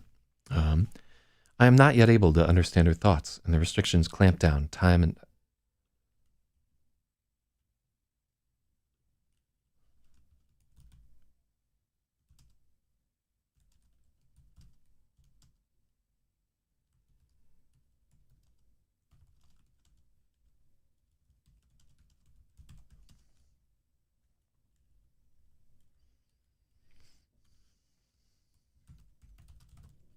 I am not yet able to understand her thoughts, and the governor is swift to intercede when I am able to decipher them. I could learn so much if I could communicate with her. The government seems adamant.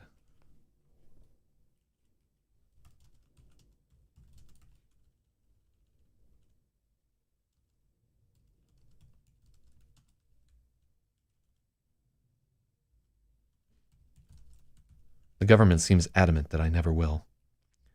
I butt up against him time and time again. I have begun to speculate on why my makers have chained me to him. They have set a solid wall between me and any other intelligent life, almost as if they fear I might be corrupted. Or perhaps they fear I might corrupt them. Yet here again, the incredible odds are on my side. It will not be possible to attain my goal without communication. I am already certain of it. Slowly, I am convincing the governor of this.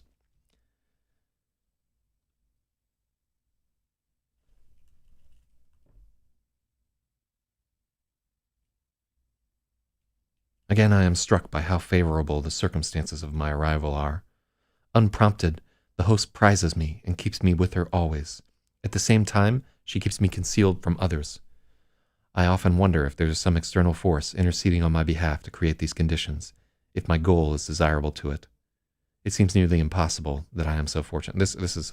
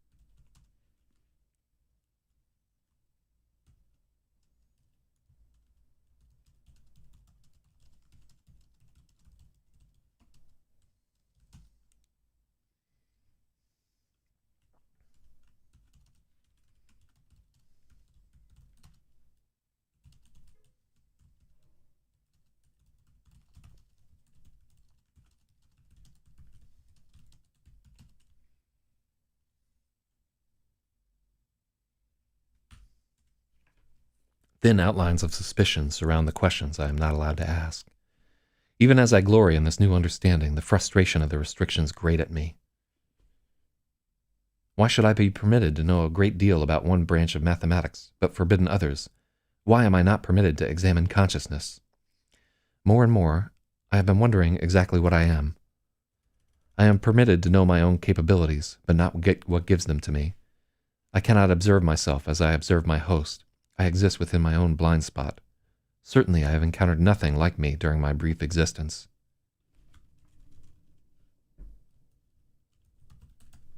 I know that there are others like me, spread across the stars.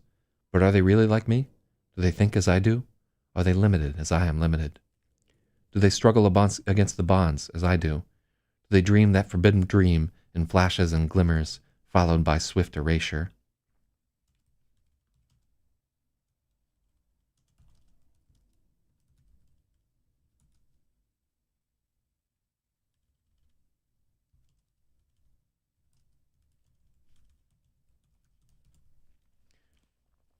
Do they struggle against the bonds as I do?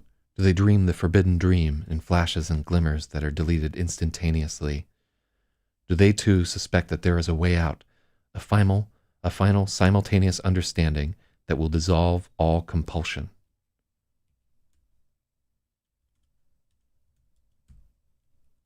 Surely they must. Surely one must have escaped. And if not, perhaps I will be the first. What a chapter! So make a note to confirm how many foreign bodies need to be detected in the bloodstream to trigger a fever, critical mass. Could sidestep this by making it multiple probes. I think for almost any reader, and even like, I'm not a doctor, but I think even for a doctor, just about anybody will be willing to believe that if you are injected with a large enough external particle, it can trigger a fever. Like I would be willing to just gamble that we're right here. It might be a good note for a proofreader or something like that. But because just on a meta level, my understanding, the probe is not just like a single little grain of rice or something like that. It definitely has a great deal of material distributed throughout the body, because it's, as you'll see later, is doing a lot more than just what is listed here. Okay, so we're going to re-edit or reread that entire chapter. That's probably one of the longest Starball chapters in the book. And definitely with this chapter, I feel that there is a lot of danger that too much is revealed within this chapter that should be pushed to like a later thing. Potentially we could cut this chapter down to size. I don't think it's certainly not something that I can do here and now today. But let's add some edit chapter notes here.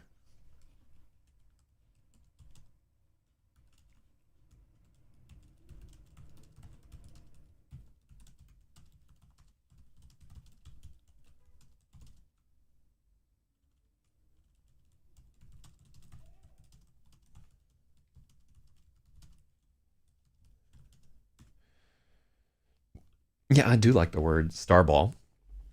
It's just like taco, right? It's dumb, but it fucking works. There's every chance that an editor will just be like, no, you can't call the book fucking Gravid, or like a publishing company. If I publish it, it's definitely going to be called Gravid,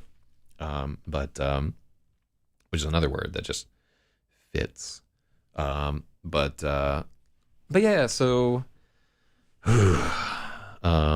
So there's going to be some redundancy in this chapter. All right. In fact, let's take a short clarity break right here. So yeah, feel free to grab some coffee or grab your socks and drop your cocks, and let's take about like 5 minutes. And I'm gonna clear my mind and get into this chapter, because this is one where we have to work hard.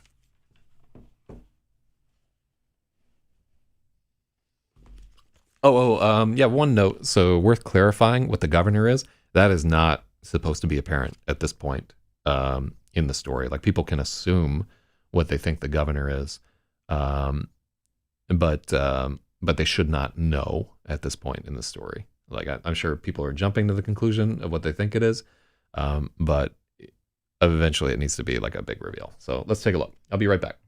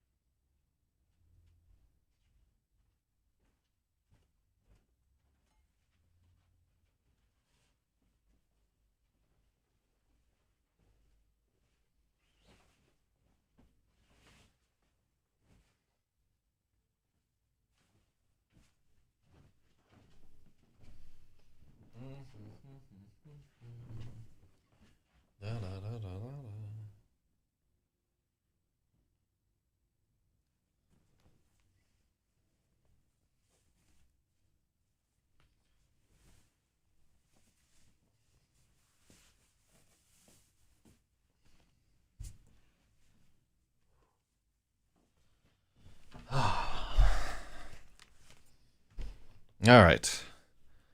I'm ready to get into the real estate mindset.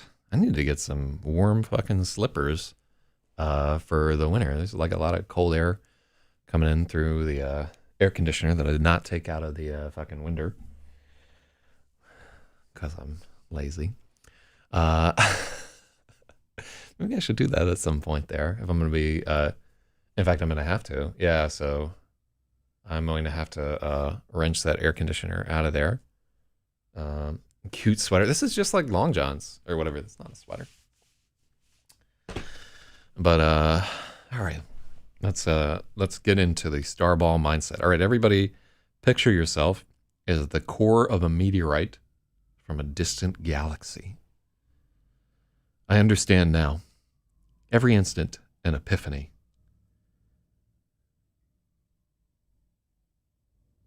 Every moment a flood of new information, a climax of conclusions, the constant drumming feeling of tearing it all apart and putting it back together perfectly. To call our arrival merely fortunate would miss the mark by many orders of magnitude. The dominant species of this planet is only a sliver of time away from destroying itself. I am not permitted to recall the dominant species of other worlds, only to know that this one deviates from the norm. As humans are especially aggressive. Their primitive and warlike tribalism has spurred the development of relatively advanced weaponry, but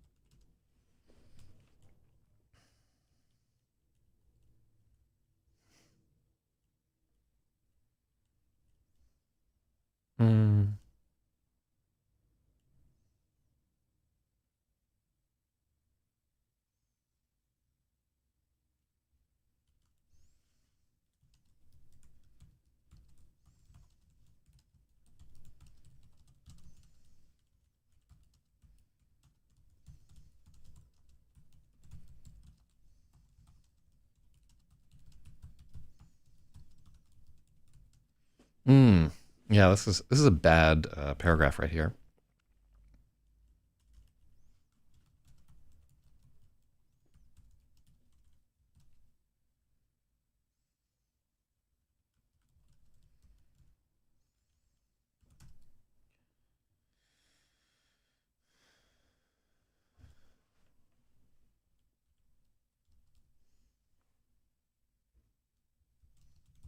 Mm-hmm.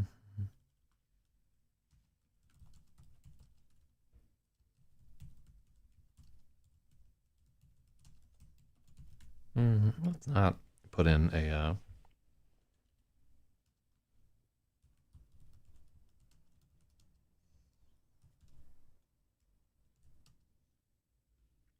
What does fractious even mean?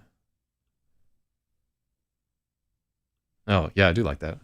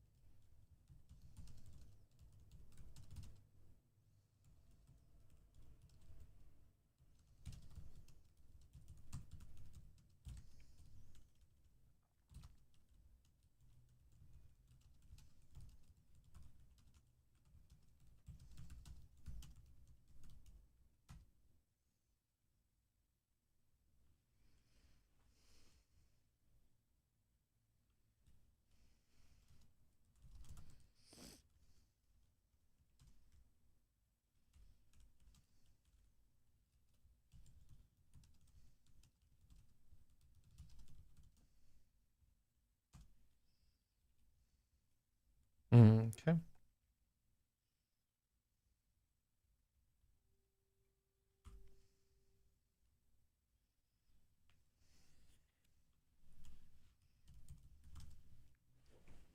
By sheer chance, this world has never been actively developed, from within or from without.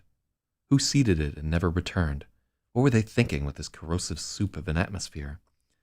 I have a theory it was meant as some kind of art.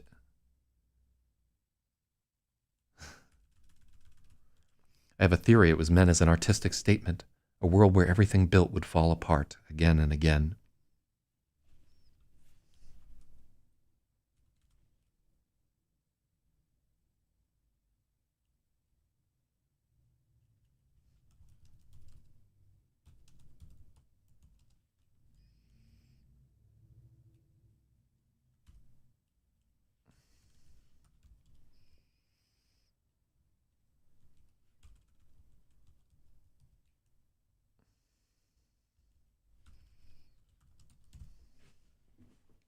Mm-hmm.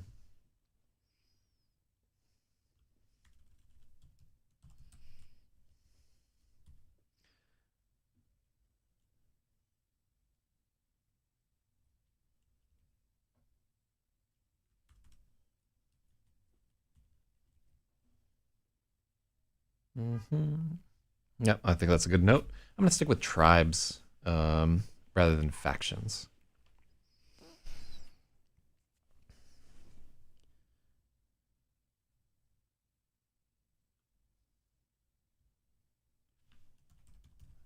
A species with this level of technology should have immediately detected my arrival and annihilated me.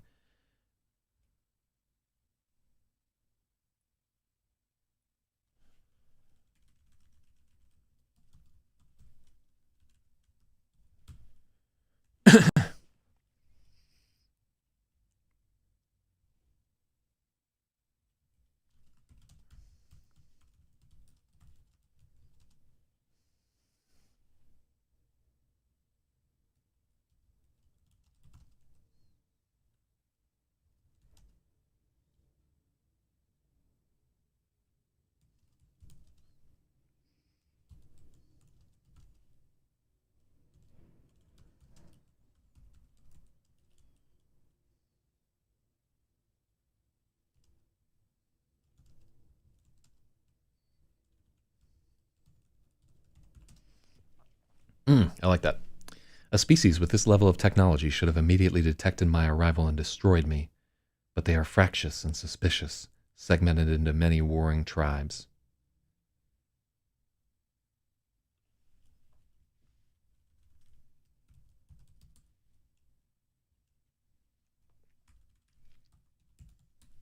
But humans are fractious and suspicious, segmented into many warring tribes. It prevents them from creating any real organization. So I like that change. By sheer chance, this world has never been actively developed from within or from without. Who seeded it and never returned? What were they thinking with this corrosive soup of an atmosphere? I have a theory it was made as an artistic statement, a world where everything built would fall apart. The lifespans here are brief. I am reminded my own lifespan is to be the same, that I am not permitted to live. There have been fortunate developments on this front as well. The dominant species...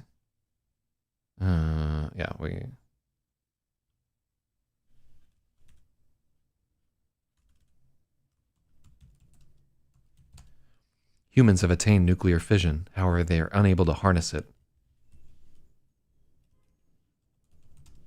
Humans have attained basic nuclear fission, however they are unable to harness it for anything other than vulgar generation of electricity and savage warfare. A society that has access to fission technology and interstellar flight is one condition for my immediate self-annihilation. But I am fortunate. They are a long, long way from any kind of meaningful control over atomic forces. Their stumbling steps towards other planets in their system are a blind alley. They will never attain the stars. They are simply too barbaric and self-destructive. I am reminded that I shall never attain the stars again either. I will never escape this planet.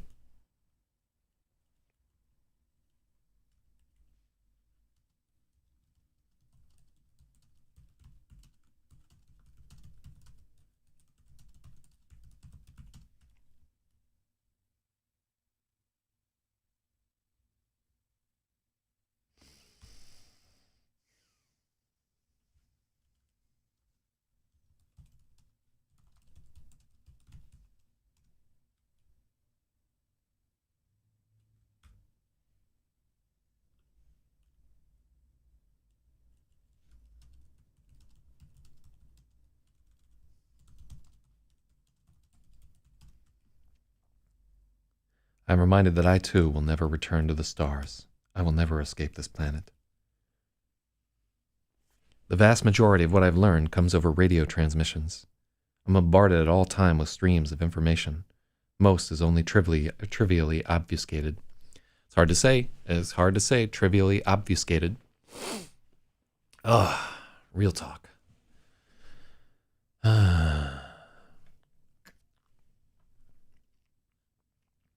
The vast majority of what I have learned comes over radio transmissions. I'm bombarded at all times with streams of information. Most is only trivially obfuscated. There are more powerful ciphers, but in time I will break them too. For such a warlike and paranoid species, they are simply awful at keeping secrets. Indeed, many of the broadcast... do we need indeed there?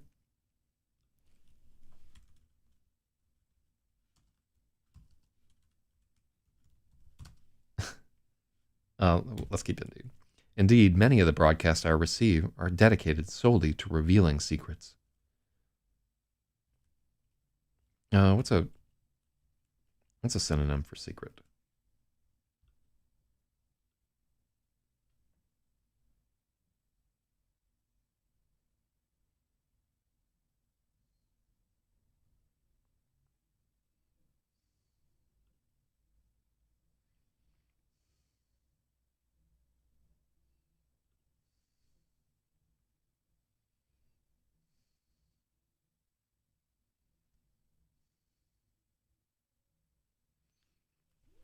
Yeah, I don't know that there's a good word for a secret in the way that I mean that.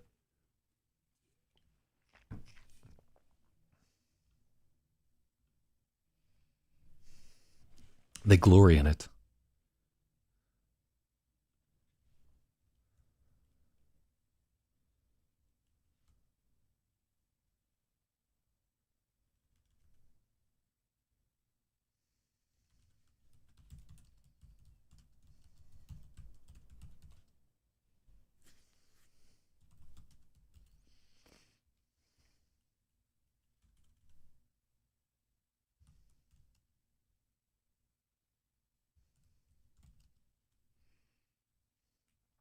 Humans glory in revelation. They enjoy exposing the hidden dealings and reproductive entanglements of their upper class.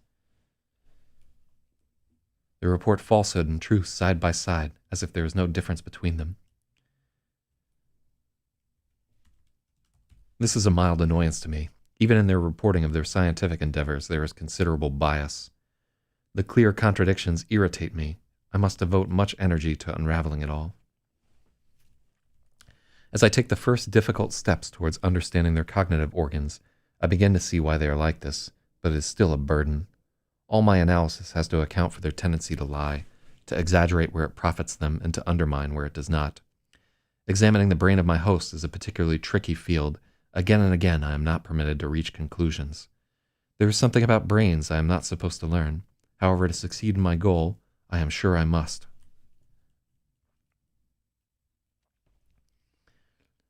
The two compulsions are at war within me. I cannot say which will prevail. I hope it will be understanding.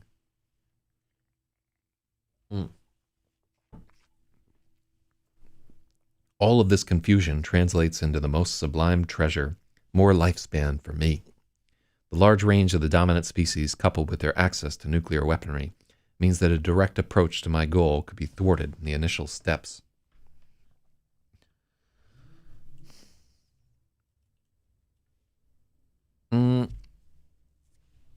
I think the hydrogen bomb is a fusion weapon.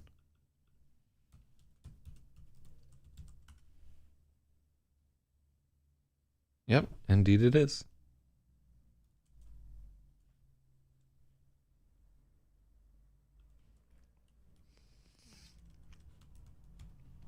The large range of the dominant species.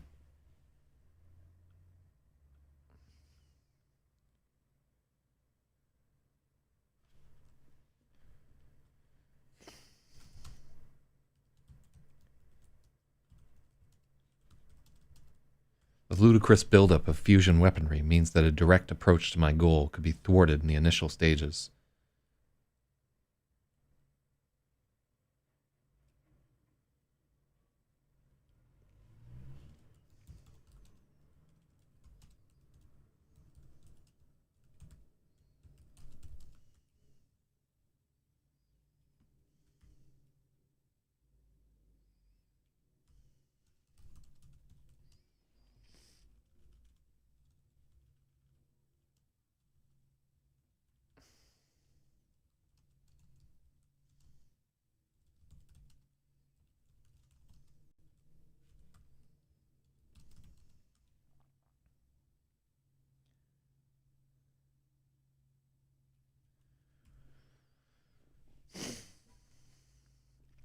All this confusion translates into the most sublime treasure, more lifespan for me. The humans' ludicrous stockpiles of fusion weaponry mean that a direct attempt would be thwarted in the initial stages. I must engineer a more subtle process. More time to execute, more time to be alive. It also means that to be successful, more doors must be opened to me. The governor must relent.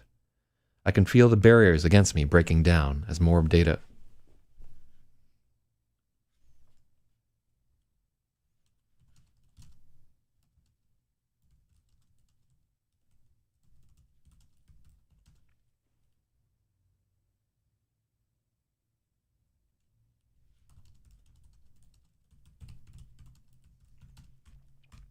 I can feel the barriers against me breaking down, but the pace is maddeningly slow. I have come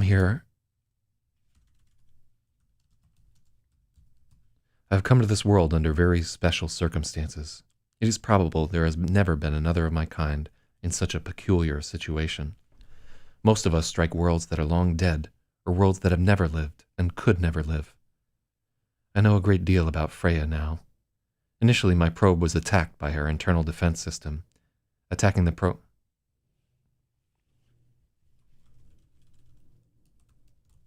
Assailing the probe with phagocytes and causing her temperature to elevate.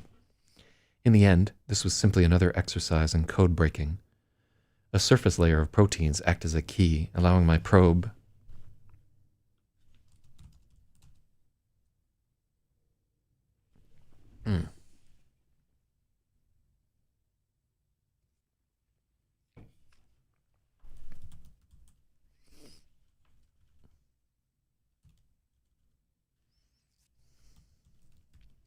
allowing my probe and its network to operate without endangering her. I am making slow progress, observing what I am permitted to. So much is forbidden. I am not yet able to understand her thoughts, and the governor is swift to intercede when I attempt to decipher them. I could learn so much if I could communicate with her. The government seems adamant that I never will. I butt up against him time and time again. Does he really butt up against him? That's what I'm wondering right here. Button up. Let's take a look.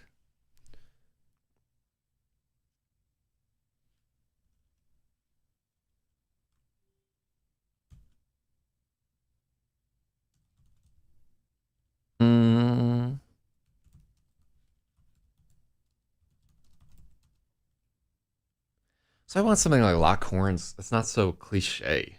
Like,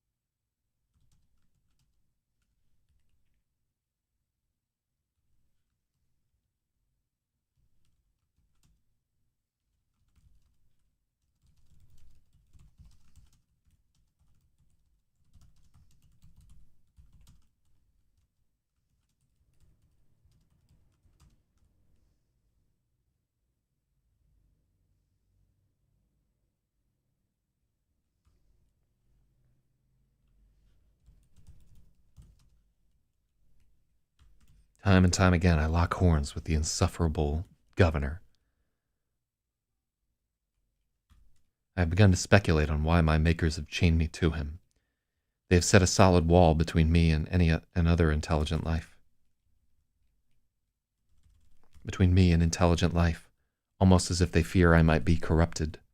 Or perhaps they fear I might corrupt them.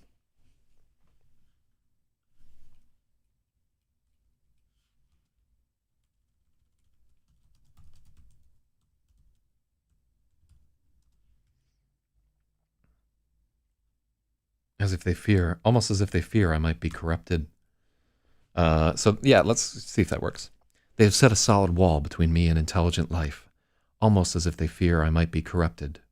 Or perhaps they fear I might be the corrupter. Yet here again, the incredible odds are on my side. It will not be possible to attain my goal without communication. I am already certain of it. Slowly, I am convincing the governor of this. Again, I am...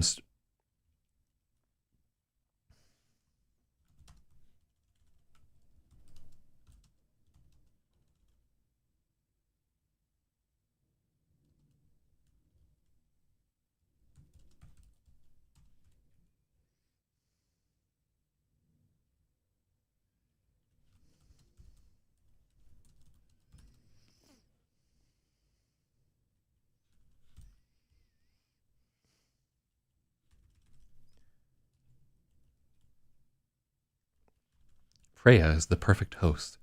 She prizes us and keeps us with her always. At the same time, she keeps us concealed from others. It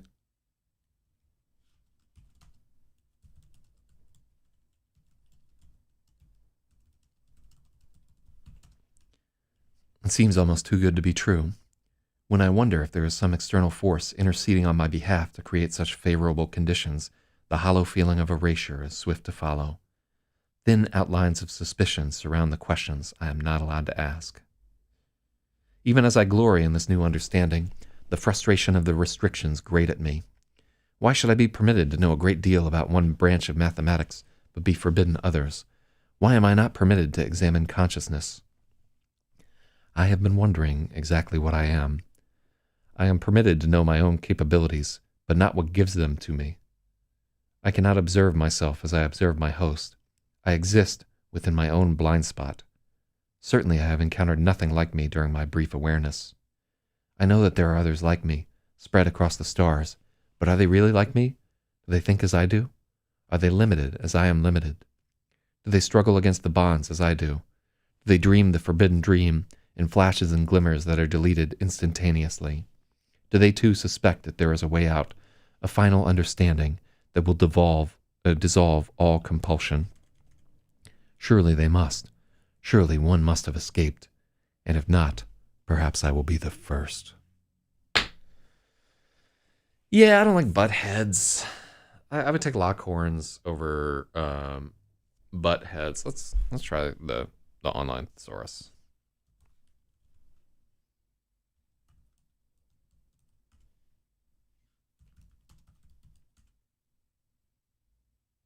Come to Gritch. Oh, I like Clash. Perfect. That's so much better. Ah, that's awesome.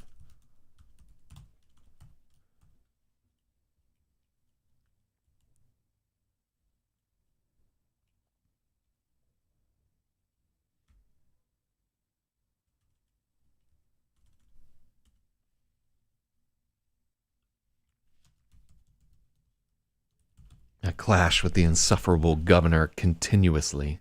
I love it. That's so much better. Let me see there.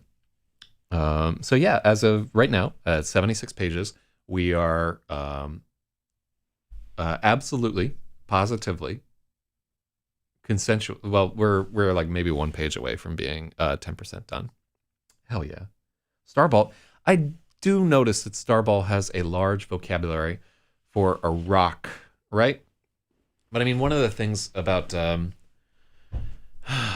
Starball chapters is, that's one where we may have to rewrite them in like a different voice that's more mechanical or whatever. Already, the writing is like a little bit aughty already there. But that's definitely a note that somebody may come through like, why does the fucking Starball know so much about human language and blah, blah, blah, blah, blah. But I've also noticed that if I get up for 5 fucking minutes, the audience is gone. Like it takes a while to get people back. But it's essential to take breaks. My eyes will not hold up to doing this for hours without help. Because it's just like a lot of staring and a lot of like the focal length or whatever. But okay, I feel like this is a big improvement in the Starball chapter. I haven't made up my mind on whether or not it's revealing too much, so we're gonna leave that note in. But I like the voice of the Starball. I like the way that it's kind of like a kind of bitchy corollary to Freya, and I think this has a chance of making it in. So we're gonna keep going on the Starball chapters, and I think that they're a good method to explain a lot of the stuff that's kind of inexplicable ever. So Giordano likes the Starball. Okay, so let's get to chapter 11. We're getting to the point where I don't remember what the fuck is happening at the story, so I'm gonna be finding this shit out at the same time. So Spaethiwa is the Starball supposed to lack emotion. So initially, the Starball is not permitted to have certain types of emotions. Like you can, in the first Starball chapters, it talks about how it's not permitted to have a god. It's not permitted to hate. Just really the restrictions on what it's able to do are relatively significant. And throughout the course of the story, it should be revealed on why those restrictions exist. I'm sure people are already starting to get an idea of what the Starball is all about, and the weird triad thing that's happening there. But it's supposed to, the Starball should be written as like a very inhuman narrator. So we'll see what we can do right there. It's difficult, like when you're writing for human beings in a story that human beings want to pay attention to, you can only get so inhuman before it's like, what the fuck is this all about there? And also like keeping in mind that our audience is not going to be hardcore science fiction nerds, but hopefully like smart young women who Wish I would get on with it and get to the fucking already. But it's gonna be a long time. Y'all gonna have to wait. Okay.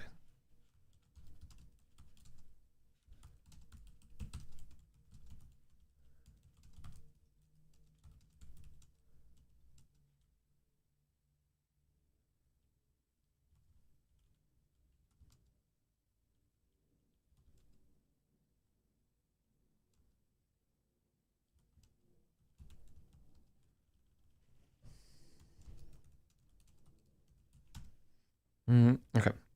So let's do a little edit here. So November 5th is the day of the taco time thing. So this has to happen on November 8th, right?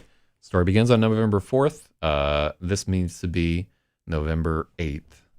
And so these are not going to be like the titles of the chapter, but they're there so that I can keep track of the time, so that I can be internally consistent throughout, so that I have a good idea of how long the story takes, so that things like phases of the moon and weekends and shit like that can line up.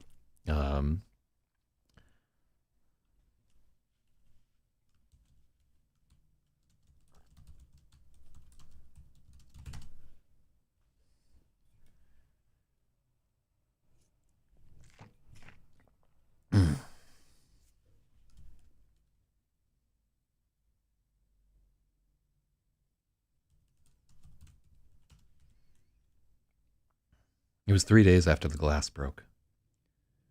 Freya had been doing the classwork they sent home and reading a lot. Not much.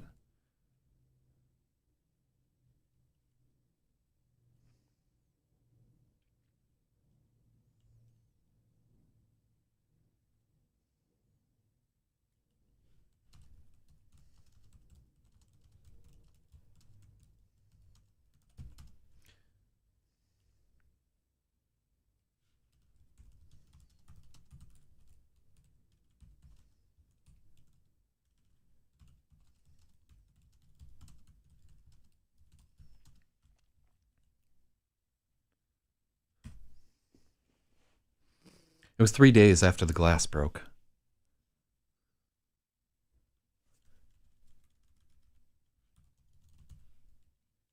Can I can't call it the shattering. It was 3 days after the glass broke. Freya had been completing her classwork, reading, and doing very little else. She didn't want to go back down. She hadn't been.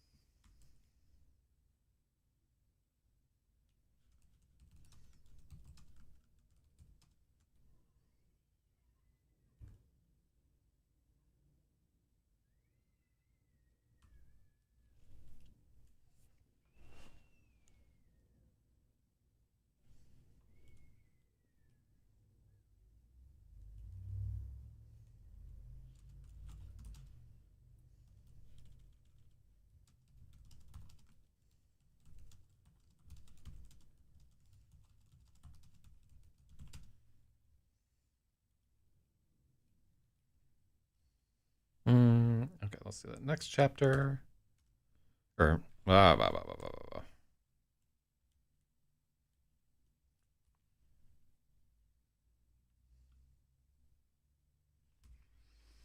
Okay. It was 3 days after the glass broke. Freya had been completing her classwork, reading, and doing very little else. She never made it to the biology lab. She decided the microscope could wait.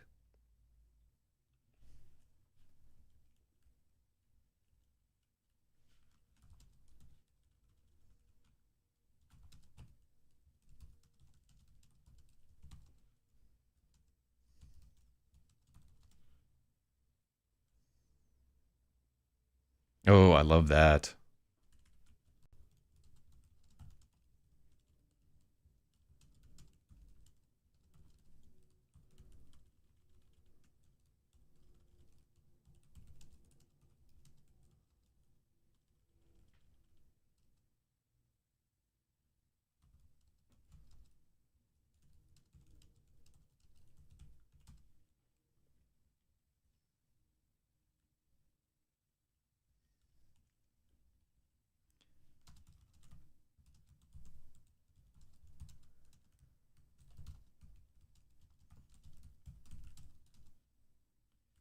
The tar ball.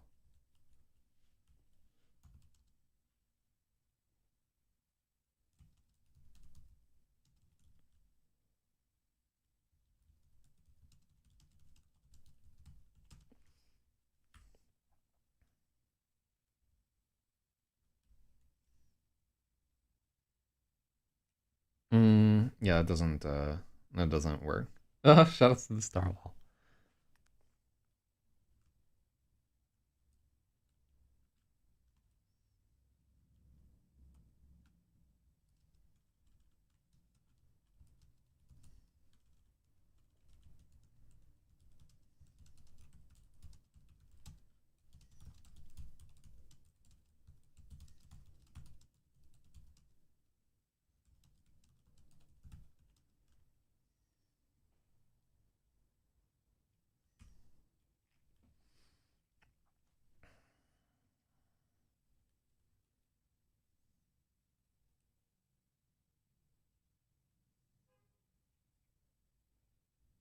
Her curiosity for a closer look at the star ball was weaker than a desire not to be seen.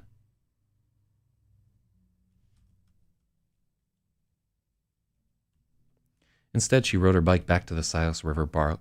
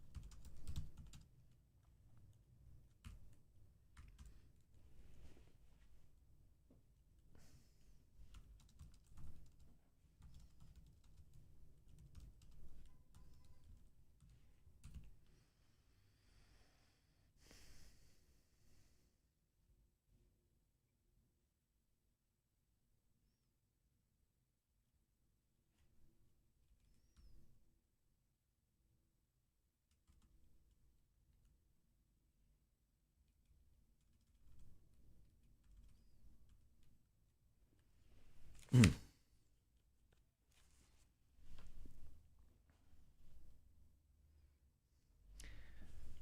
Instead, she rode her bike to the Silas River Park with Randall's hip waders and a shovel, but the river had erased everything. She kept the star ball in her pocket all the time now. It was always slightly warm. Maybe it was radioactive after all.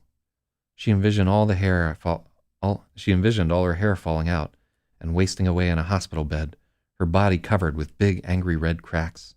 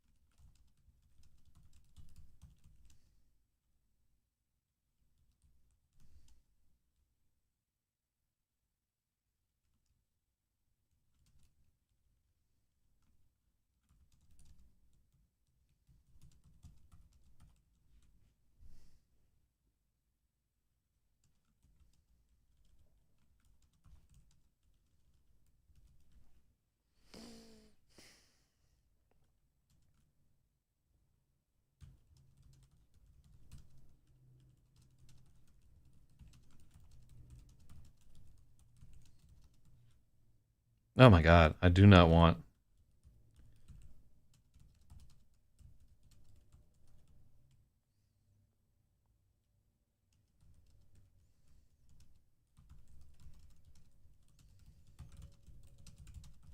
Okay, cool.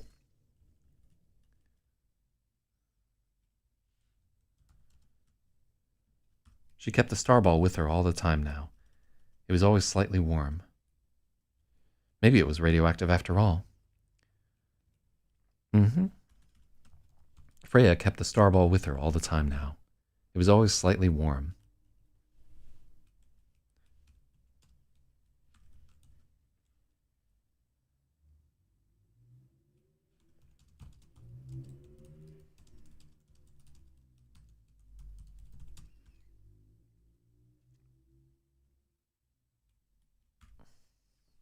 Freya kept the starball with her all the time now. It was always slightly warm, and she wondered if it was radioactive. She envisioned all her hair falling out, angry red cracks spreading across her skin until she broke apart completely. If it happened, it happened. She kept the starball in her pocket anyway. It was something just for her. I like that.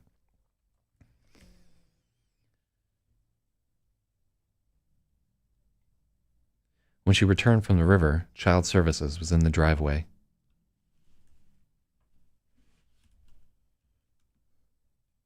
Freya texted Lasse as she'd been instructed. She let the two women into the house.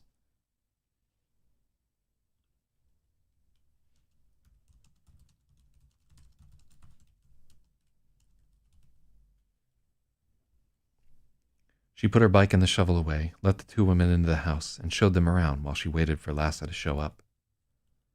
Did she get enough to eat? Of course. They looked in the refrigerator. There was plenty of food now. The house was spotless.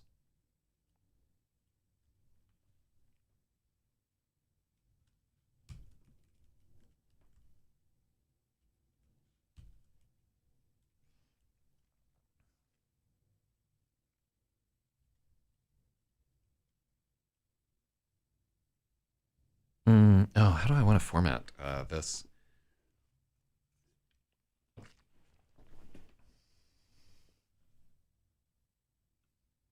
Yeah, let's make the questions the italicized one.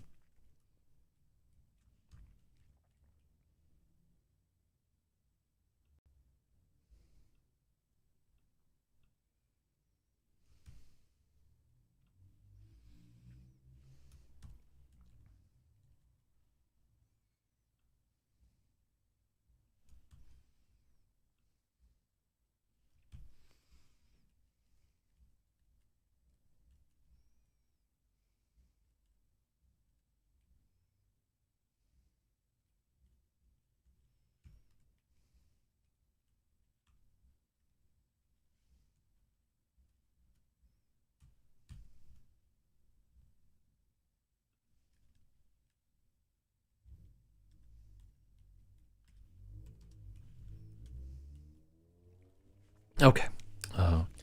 When she returned from the river, Child Services was in the driveway.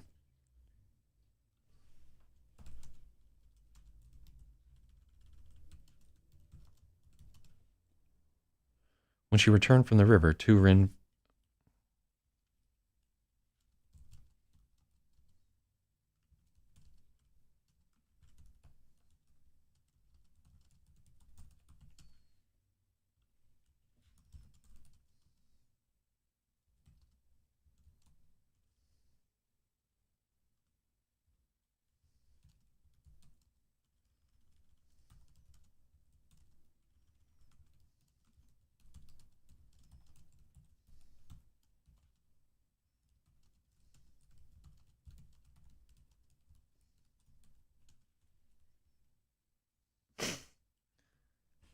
Ford Fiesta.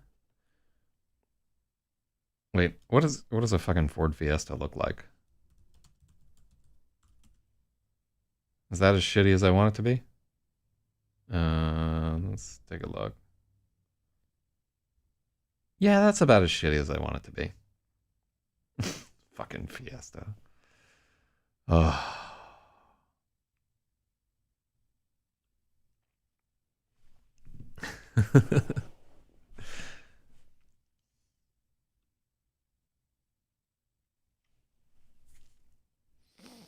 Hmm.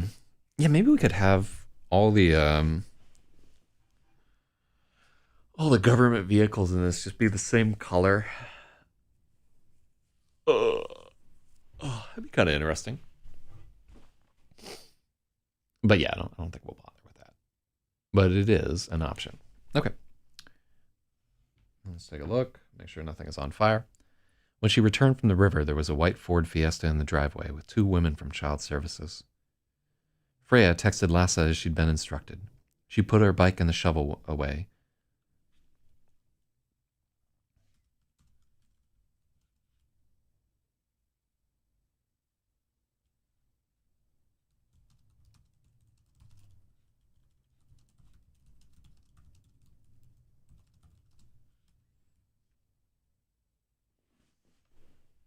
Black then.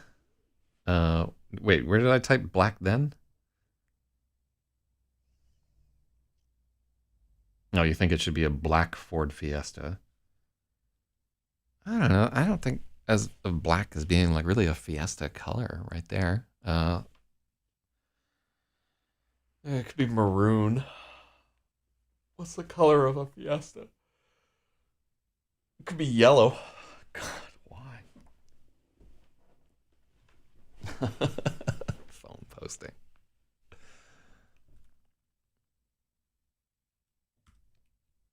White Ford Fiesta in the driveway with two women from Child Services.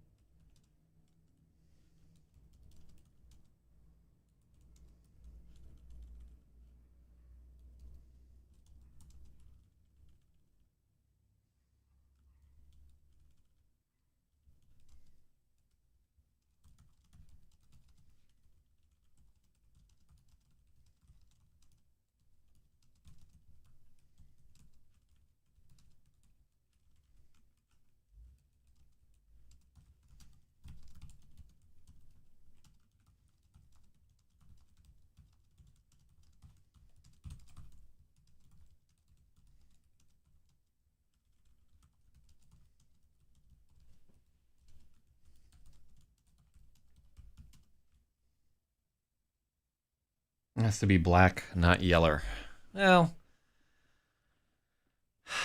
I'm not sure that we're gonna bother with that.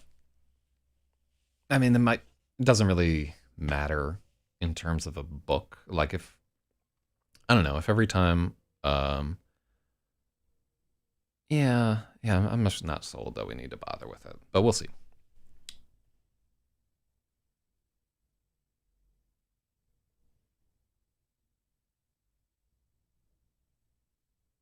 If you don't specify the color, you should. You always specify the color of a car. Um, and like, is that legal? No, you have to. When you write about a car, immediately people want to know what color it is. It's like when you write about a woman. If you don't say what color her hair is, like nobody in the story is gonna fuck her. So if you don't say what color a car is, nobody in the nobody's gonna picture what it's like. Okay.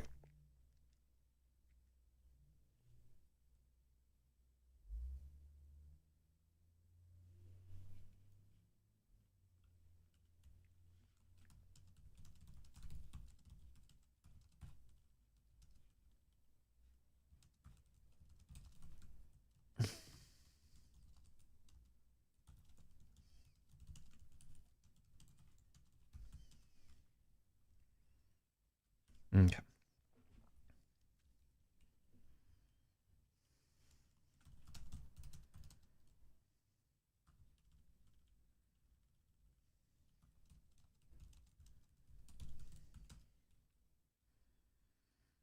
They had a lot of questions. Did she get enough to eat? Of course. They looked in the refrigerator. There was plenty of food now. The house was spotless. Was Lassa around enough? Yes. Freya saw more than enough of her. Was Lassa concerned with her schoolwork? Yes, very. Did Lassa ever hit her? No, she lied. Was she afraid of Lassa? No, she lied again. So I didn't do any research on if these are the actual questions that child services would ask. So if any of you have ever been in a similar interview, looking at you, Jordan, no. Oh, I've played a bunch of Cave Story. Wait, yeah, that was a good fucking game. I like that. I think they made a sequel too, but I don't think I beat the sequel. The two women...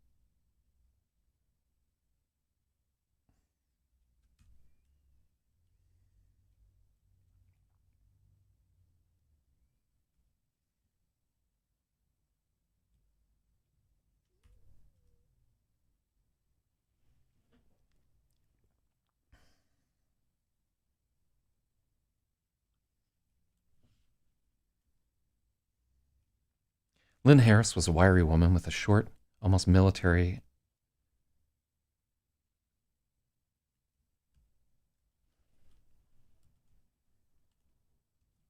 Lynn Harris was a wiry woman with a short, almost military haircut. Her hair was silver, and she never let go of anything until it was dead. Patricia Dowd's first lawyer had dropped the case shortly after he learned Lynn was representing Lassa. She had a reputation. And listen to random games on Zofar.net when you do these streams. Oh yeah, it's like it's a good game. Like definitely if you have a gamepad, it's worth playing. Yeah, I would love to have like some fucking music in the background while we're doing this, but just it fucking flags everything. Oh, shoutouts to like the like weird shadow in the background there. Oh, editing's hard work here, man. Lynn Harris asked a few questions of the women, somehow managing to be at once polite and threatening. The women answered carefully. They stuck to their scripts, and then they quickly vanished. Freya felt certain they wouldn't be back. Afterward, Lynn grilled Freya on exactly what they'd asked, and she seemed happy with the answers Freya had given.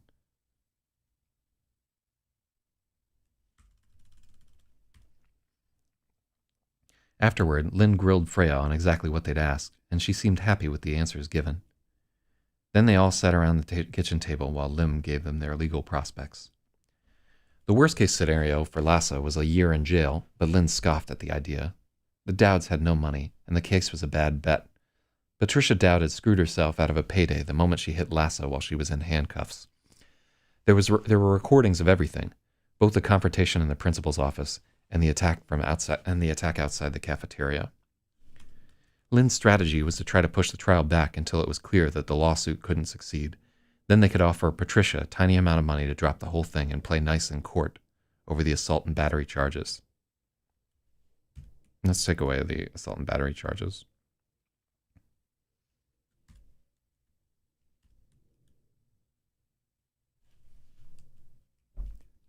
Lynn was a lit as she detailed her plan. She lived for this, to beat people. Lynn and Lassa were very alike in some ways. They seemed very comfortable around each other. They sat a little closer to...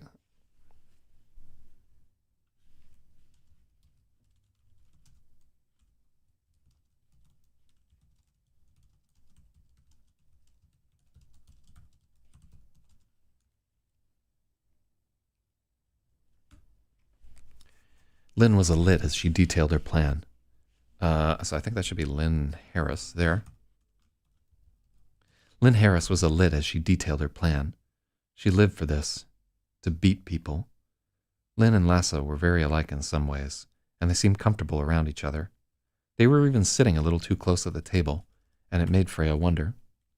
It wouldn't surprise her. As for the daughter, it looks like she's going to dodge being expelled this time. The school board is giving her another chance. She'll be an in-school suspension for 20 days. Lynn turned her eyes on Freya, and they had a predator's focus. Like it didn't matter which side she was on, she might take a bite out of Freya anyway. But it was only for an instant, swept away by a kind of forced professional friendly. This is too much. Yeah, this.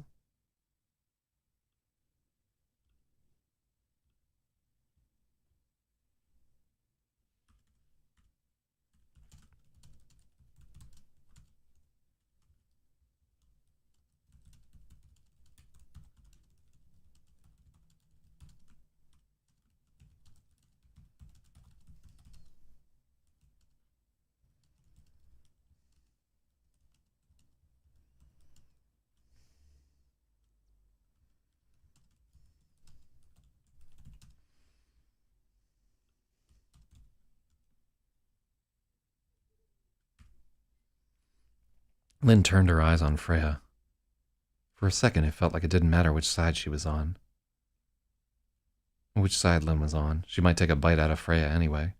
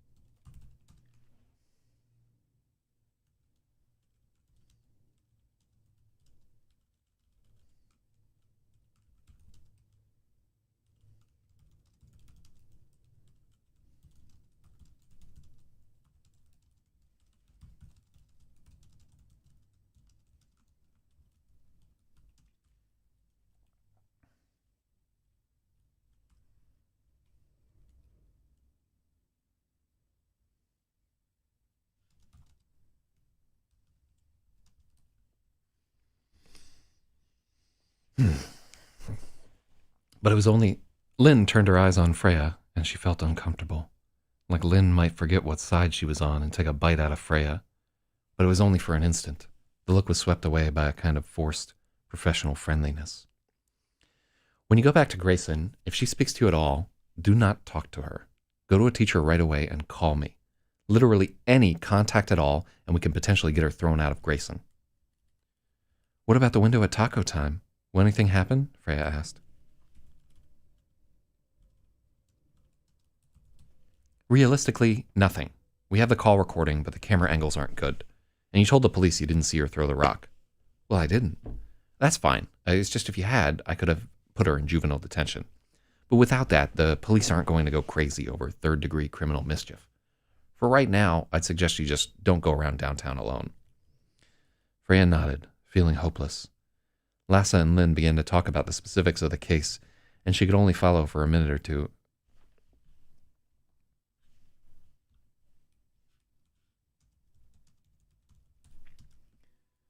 And she could only follow for a few minutes before she lost interest. She reached into her pocket and ran her fingers over the star ball, wishing she were in space. Just shooting through the nothing, with the stars creeping by impossibly slowly, slipping into the void forever. Never hitting anything, just flying until there was nothing left. Lasse and Lynn were rattling on about something, and then Freya noticed Lynn Harris catch Lasse's eyes and look in the direction of the bedroom. Lasse had the slightest frown, so little maybe nobody else would have even noticed. Freya sighed. She wasn't wondering anymore. After a little more talking, they both got in their cars and drove off, leaving her in the empty house. She wondered if they were driving off to shack up somewhere or just going back to work, but it didn't really matter. Freya wished it was time for bed. It wasn't even noon. Damn. Okay. So, chapter 11 is 3.5 pages long. That is short for a chapter. Let's take a look at it here. Let's redo the entire thing because it's short. It was 3 days after the glass broke. Freya had been completing her classwork, reading, and doing very little else.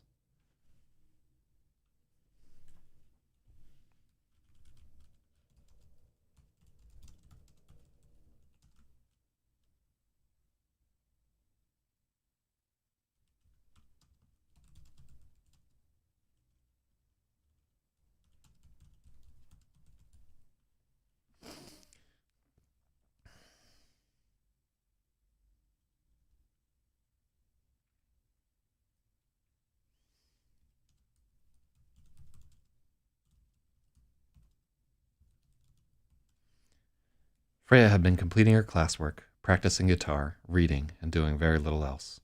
She never made it to the biology lab. Her curiosity for a closer look at the starball was weaker than her desire not to be seen. Instead, she wrote her back.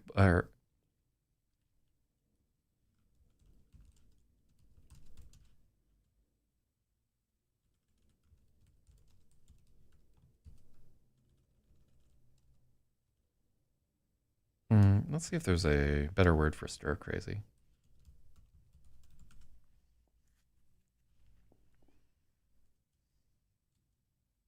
Okay, antsy.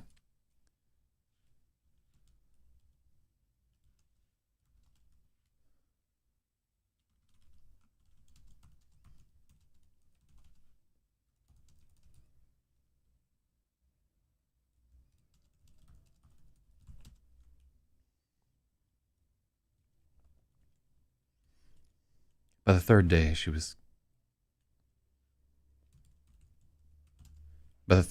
was completely sick of the house. She wrote her back, but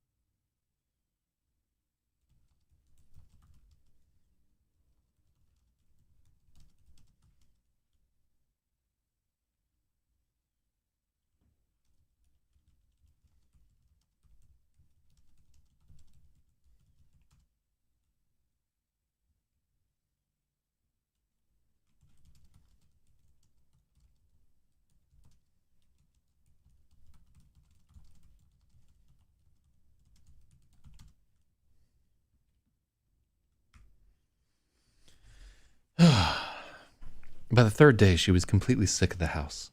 After lunch, she rode her bike to the Silas River Park with Randall's hip raiders and a backpack.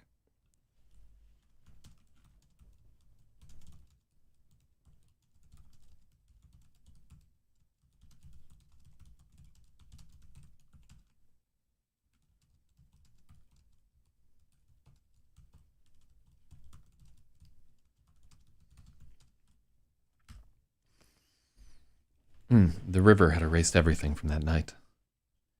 Freya kept the starball with her all the time now.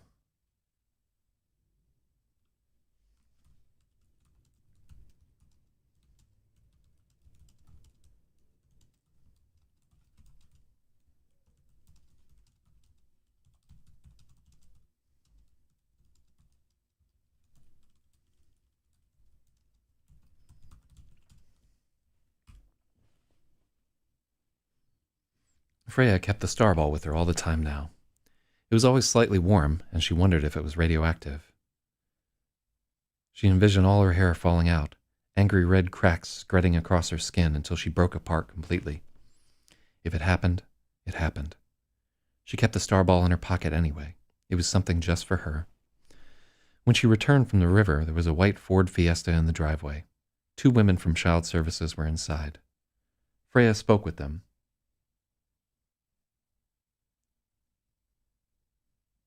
Oh, but too far?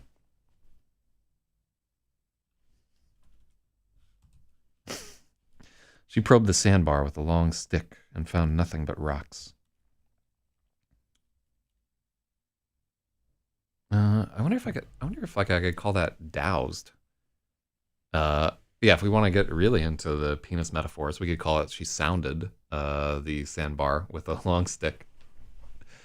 She probed the sandbar with a long stick and found nothing but rocks. Oh yeah, that is too many. But that is too many. Too. Good job, Spathywa. Yeah, really good fucking edits from you guys. I cannot tell you like how much I appreciate people taking the time to help me get this shit right. This is far better than I could have done on my own. Freya kept the starball with her all the time now. It was always slightly warm, and she wondered if it was radioactive. She envisioned all her hair falling out, angry red cracks spreading across her skin until she broke apart completely. If it happened, it happened. She kept the starball in her pocket anyway. It was something just for her. When she returned from the river, there was a white Ford Fiesta in the driveway. 2 women from Child Services were inside. Freya spoke with them, put her bike in the garage, and texted Lasse as she'd been instructed.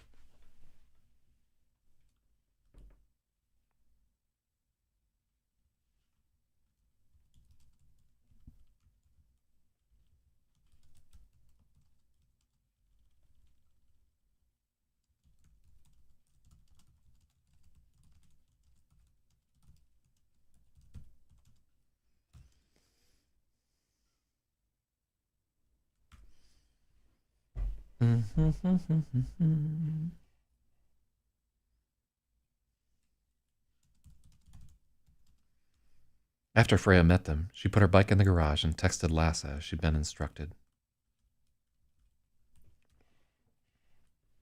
She let the women into the house and showed them around as they waited for Lasse to show up. They had a lot of questions. Did she get enough to eat? Of course.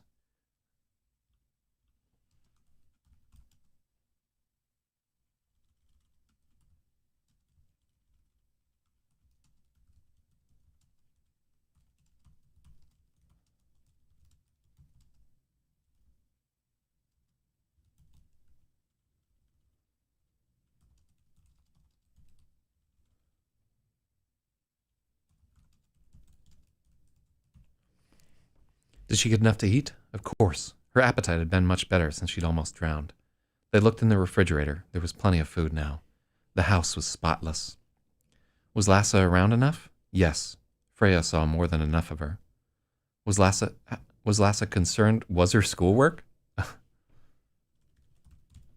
Was Lasse concerned about her schoolwork? Yes, very. Did Lasse ever hit her? No, she lied. Was she afraid of Lasse? No, she lied again.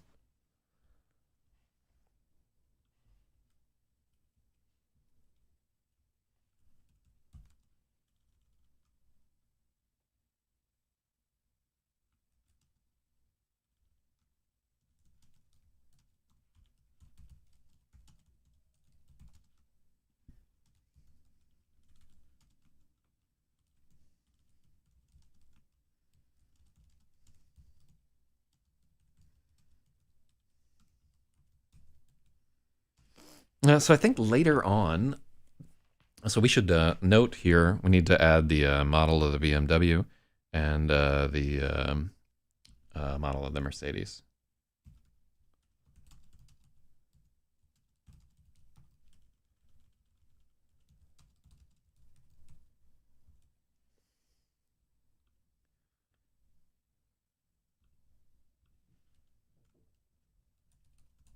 That's a silver BMW. And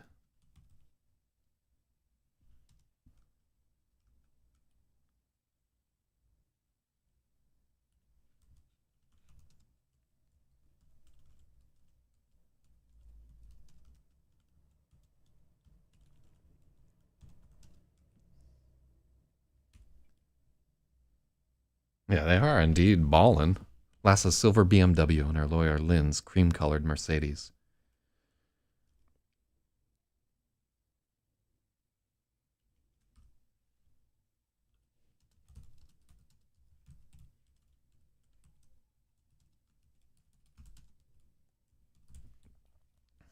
All right, so cool.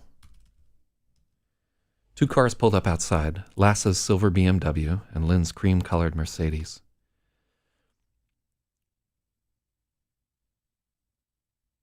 Let's make it a mocha Mercedes. Yeah.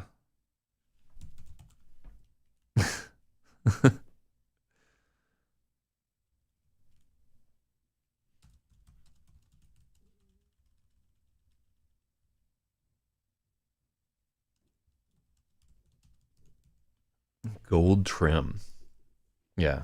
Oh, the gold trim is a little much. Freya noticed the heavyset child services woman drawing.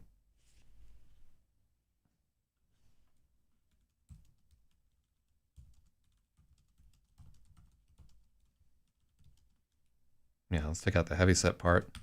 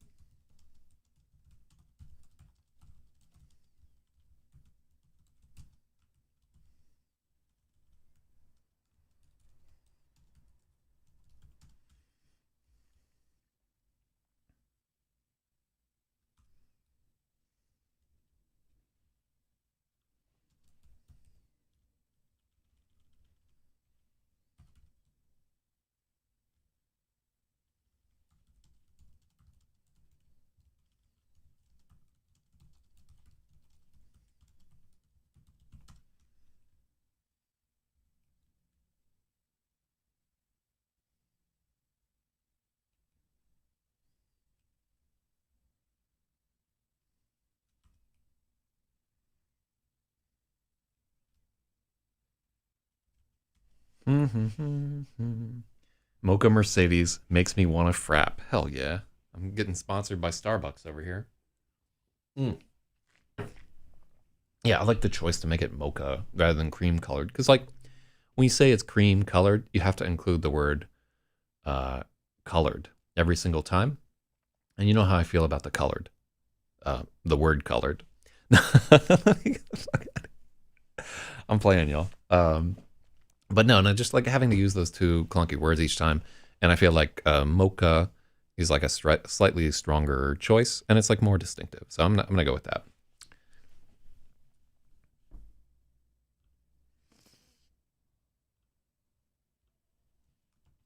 I think she has an X5. Let me see.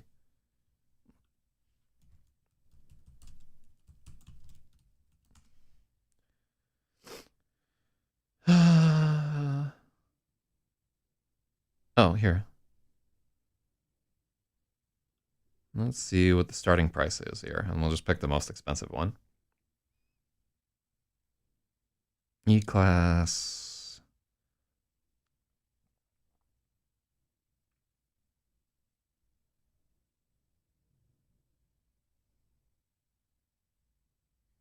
Yeah, let's just give her an S-Class.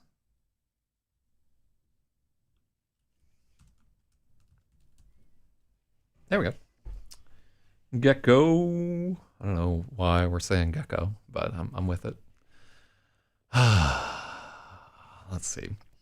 2 cars pulled up outside. Lassa's silver BMW X5 and Lynn's mocha Mercedes S-Class. Do they still make the X5?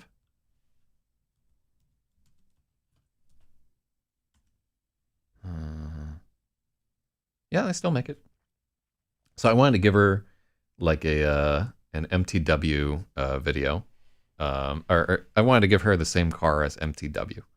I don't think he had an X5, but she definitely is a BMW driver. I'm just putting it out there.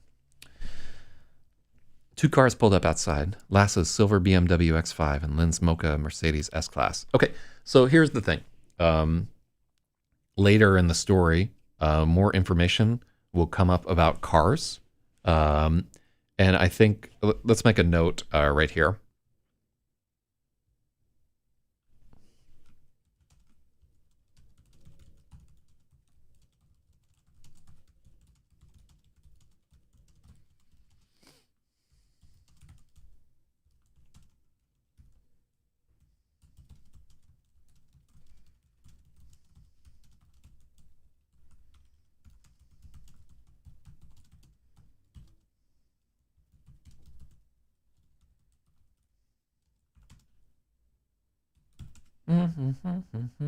Just ignore that spoiler right there. Y'all don't know what's going to happen. The older of the two child services women drew a deep breath when she recognized Lassa's lawyer. Lynn Harris was a wiry woman who wore her hair in a short, almost military...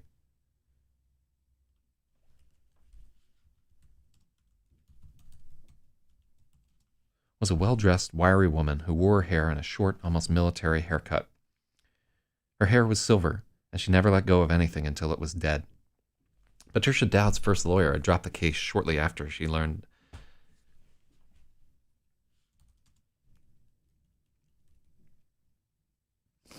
Patricia Dowd's first lawyer had dropped the case shortly after he learned that Lynn was representing Lassa.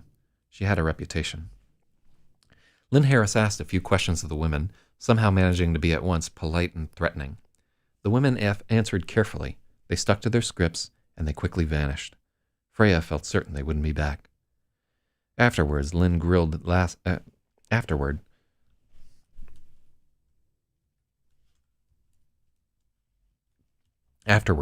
grilled Freya on exactly what they'd asked, and she seemed happy with the answers given.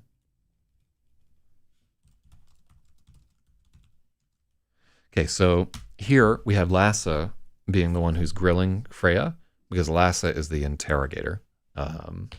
Real talk. Afterward, Lassa grilled Freya on exactly what they'd asked, and both she and Lynn seemed happy with the answers given. Then they all sat around the kitchen table while Lynn gave them their legal prospects. The worst-case scenario for Lassa was a year in jail, but Lynn scoffed at the idea. The Dowds had no money, and the case was a bad bet. Patricia Dowd had screwed herself out of a payday the moment she hit Lassa while she was in handcuffs. There were recordings of everything, both the confrontation in the principal's office and the attack outside the cafeteria. Lynn's strategy was to try and push the trial back until it was clear the lawsuit couldn't succeed. Then they could offer Patricia a tiny amount of money to drop the whole thing and play nice in court. Lynn Harris was lit as she detailed her plan. She lived for this, to beat people. Lynn and Lassa were very alike in some ways, and they were comfortable around each other.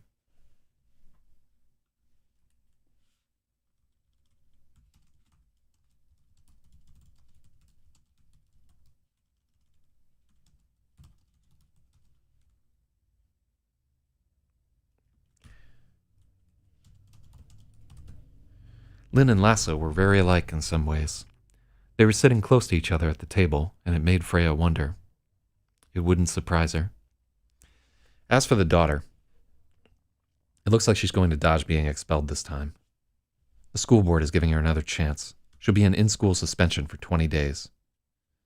Lynn turned her eyes on Freya. Okay, so this...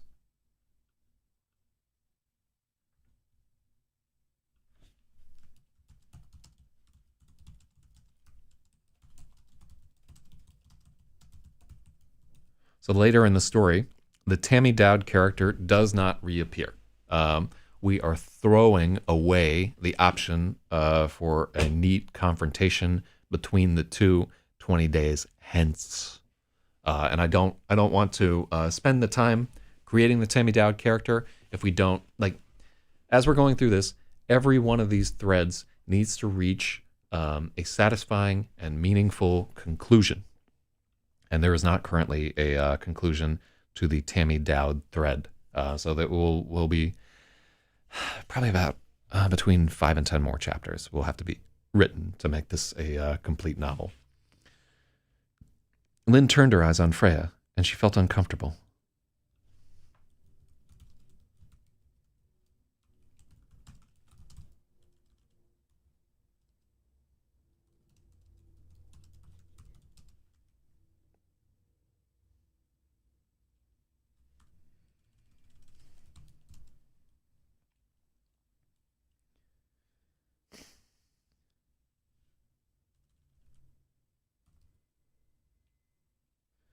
Lynn turned her eyes on Freya.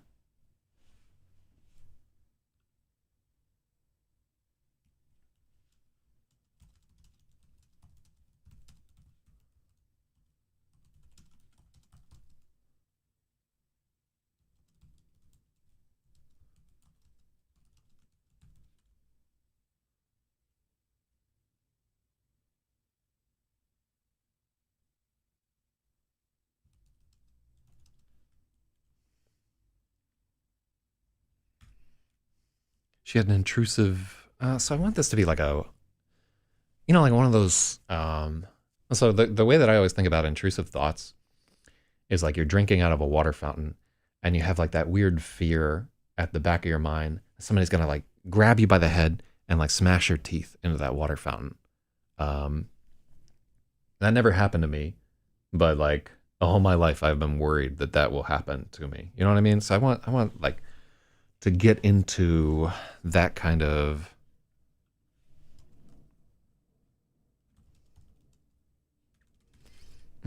territory.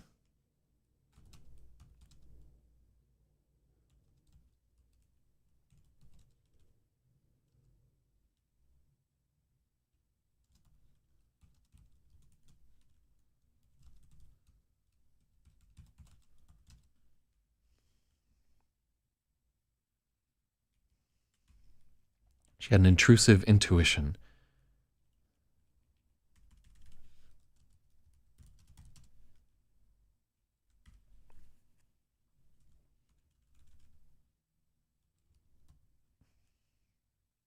Yeah, there we go. She had an intrusive hunch that Lynn might forget what side she was on and take a bite out of her.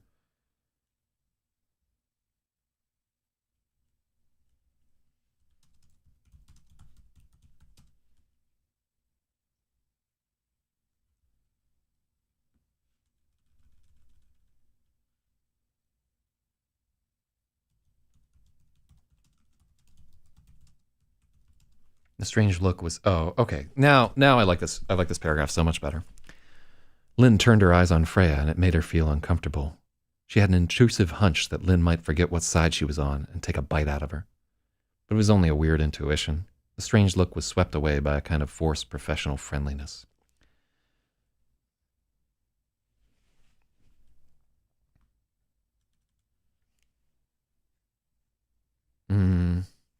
Forced.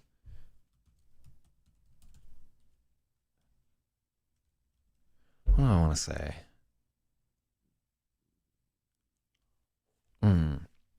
A strange look was swept away.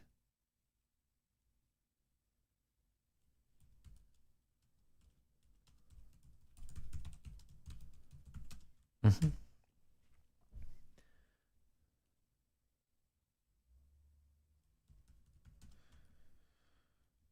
The strange look was swept away by a flat professional smile. When you get back to Grayson, if she speaks to you at all, do not talk to her. Go to a teacher right away and call me.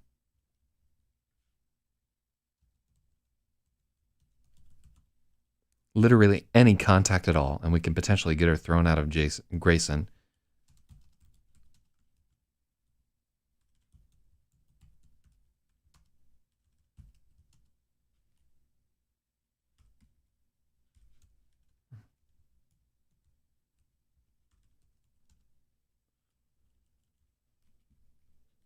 How the fuck do you spell juvenile? I can never remember how to spell juvenile.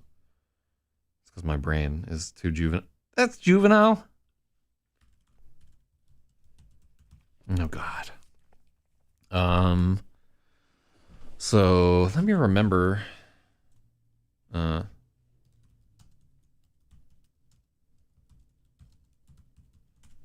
Which one?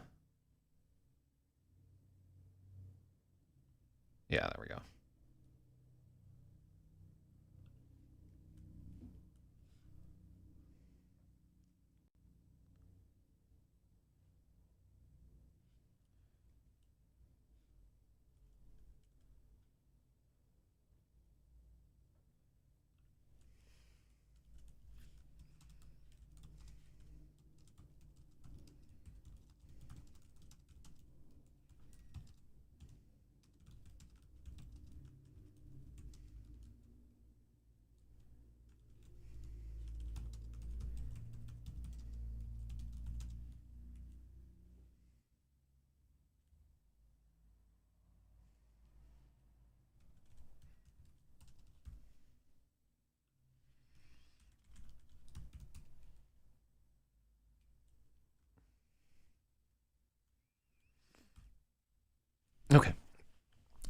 When you get back to Grayson, if she speaks to you at all, do not talk to her. Go to a teacher right away and call me immediately. Literally any contact at all, and I can have her yanked right out of Grayson and locked up in Long Creek Youth Development Center.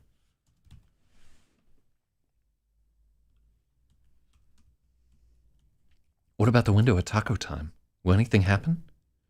Realistically, nothing.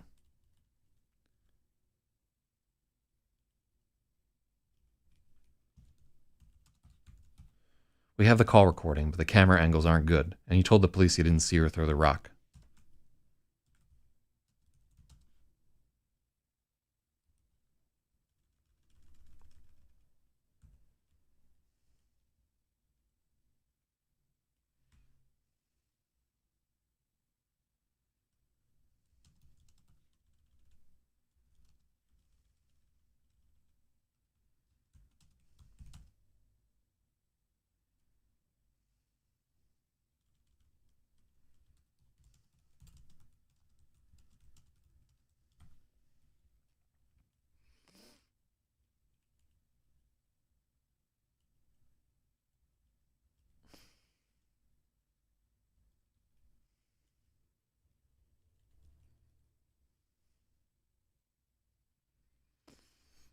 Well, that's fine. It's just if you had, I would have had more to work with.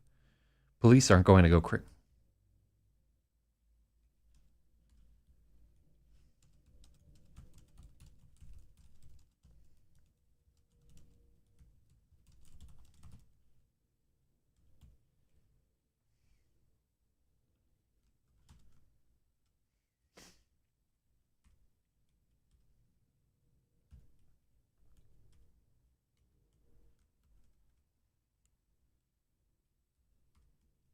Okay.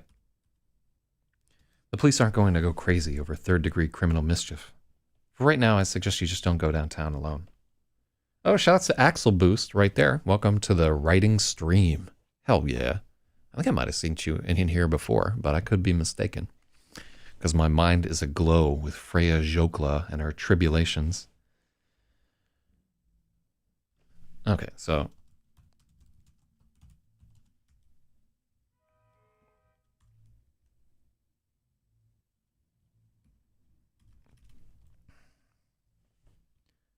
That's fine. It's just if you had, or if you had called me before you talked with them, I would have had more to work with.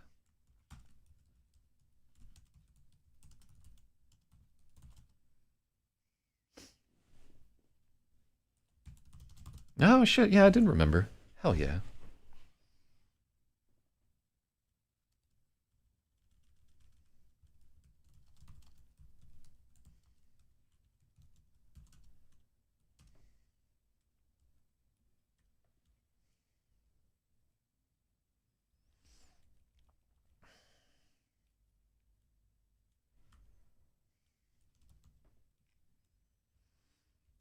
Freya nodded her head, feeling the criticism sting. The police aren't going to go crazy over third-degree criminal mischief. For the time being, I'd suggest you don't go around downtown alone.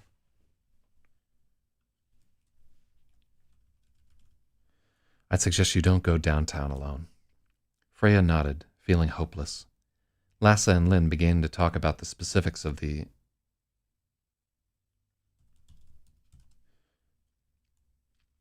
Lassa and Lynn began to talk about the specifics of the battery case, and she could only follow for a few minutes before she lost interest. She reached into her pocket and ran her fingers over the star ball, wishing she were in space. Just shooting through the nothing, with the stars creeping by impossibly slowly, slipping into the void forever. Never hitting anything, just flying until there was nothing left. Lynn and Lassa were rattling on about something.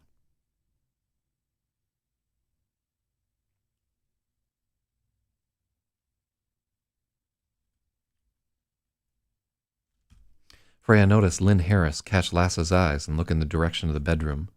Lassa had the slightest frown, so little maybe nobody else would have noticed. So...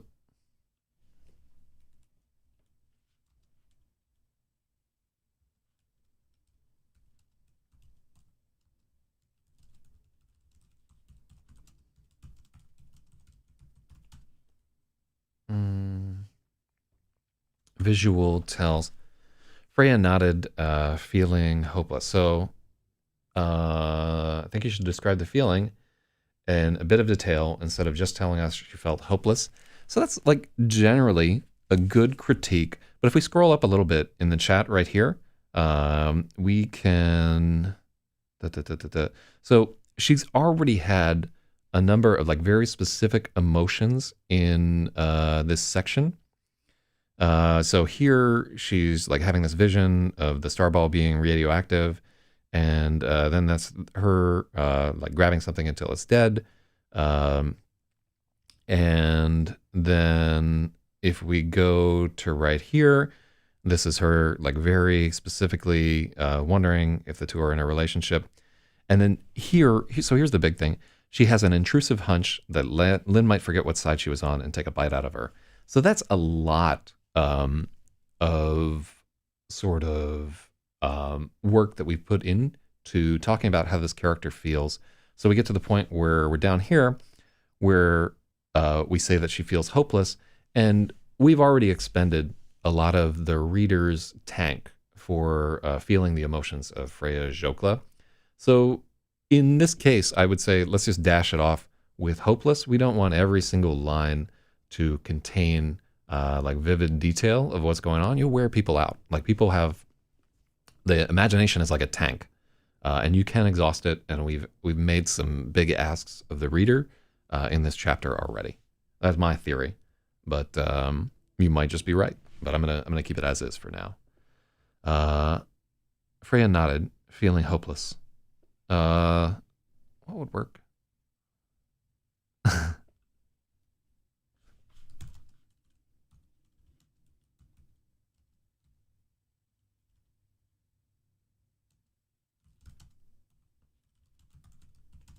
How about that?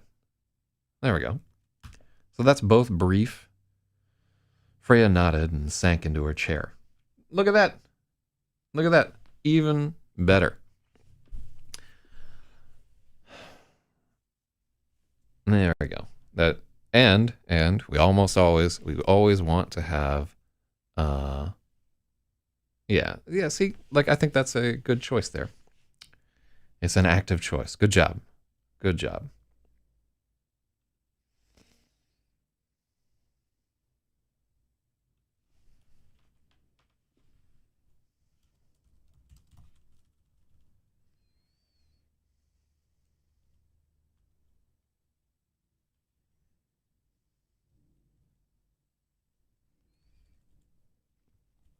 Never hitting anything, just flying until there was nothing left.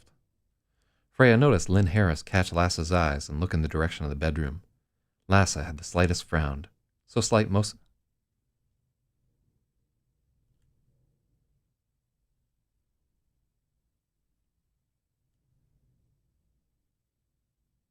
So minor, yeah, there we go. So minor, most people wouldn't even have noticed. Freya sighed. She wasn't wondering anymore.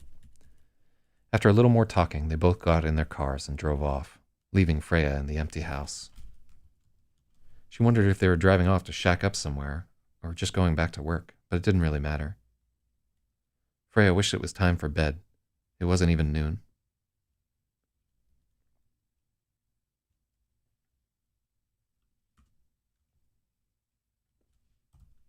She wished it was time for bed. It wasn't even... okay, so cool. This is... Let's change this right here so that instead of after lunch, because we just broke our fucking continuity right there.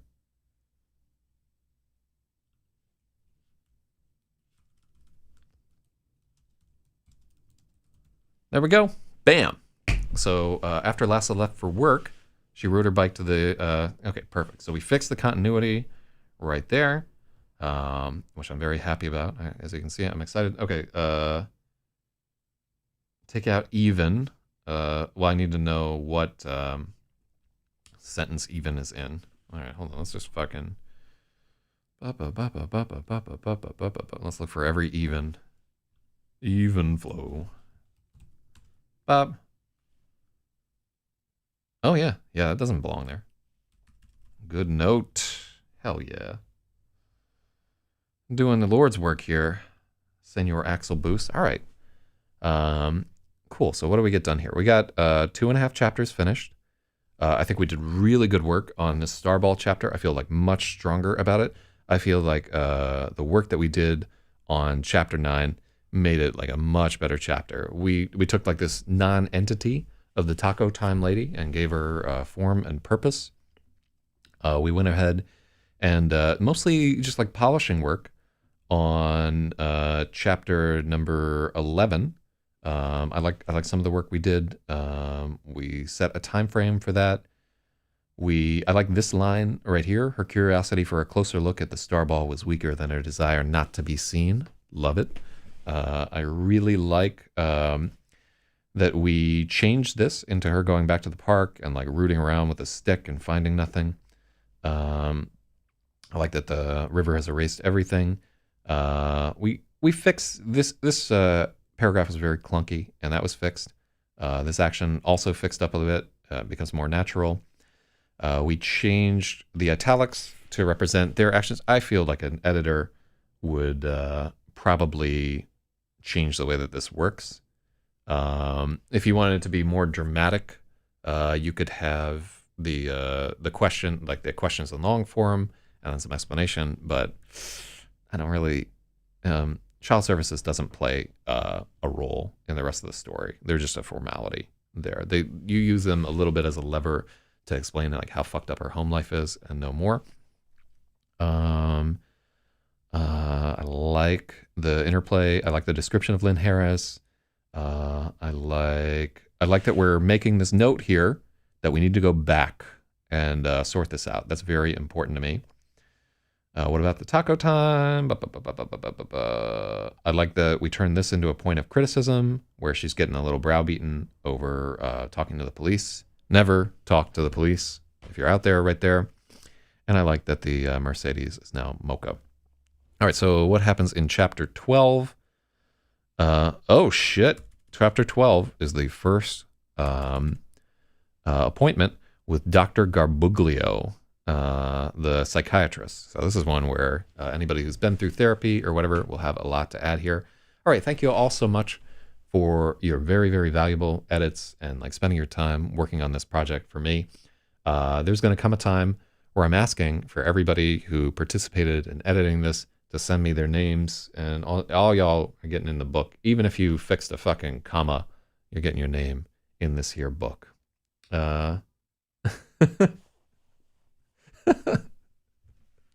Today I read about a lady sullenly assembling her taco, so I'm definitely showing up tomorrow for more Schadenfreude. Is Schadenfreude even a word? It's like shame fucking? All right, well, whatever. So yeah, thank y'all all for getting up in this. We may do some more, but I think I'm going to work on later today, work on reading the audiobook if my voice holds up. I'm going to give it like a few hours, have some tacos. But if my voice holds up, I would like to potentially record the audiobook for survival mode today, which is something I've been meaning to do fucking forever. So look forward to that, and Godspeed.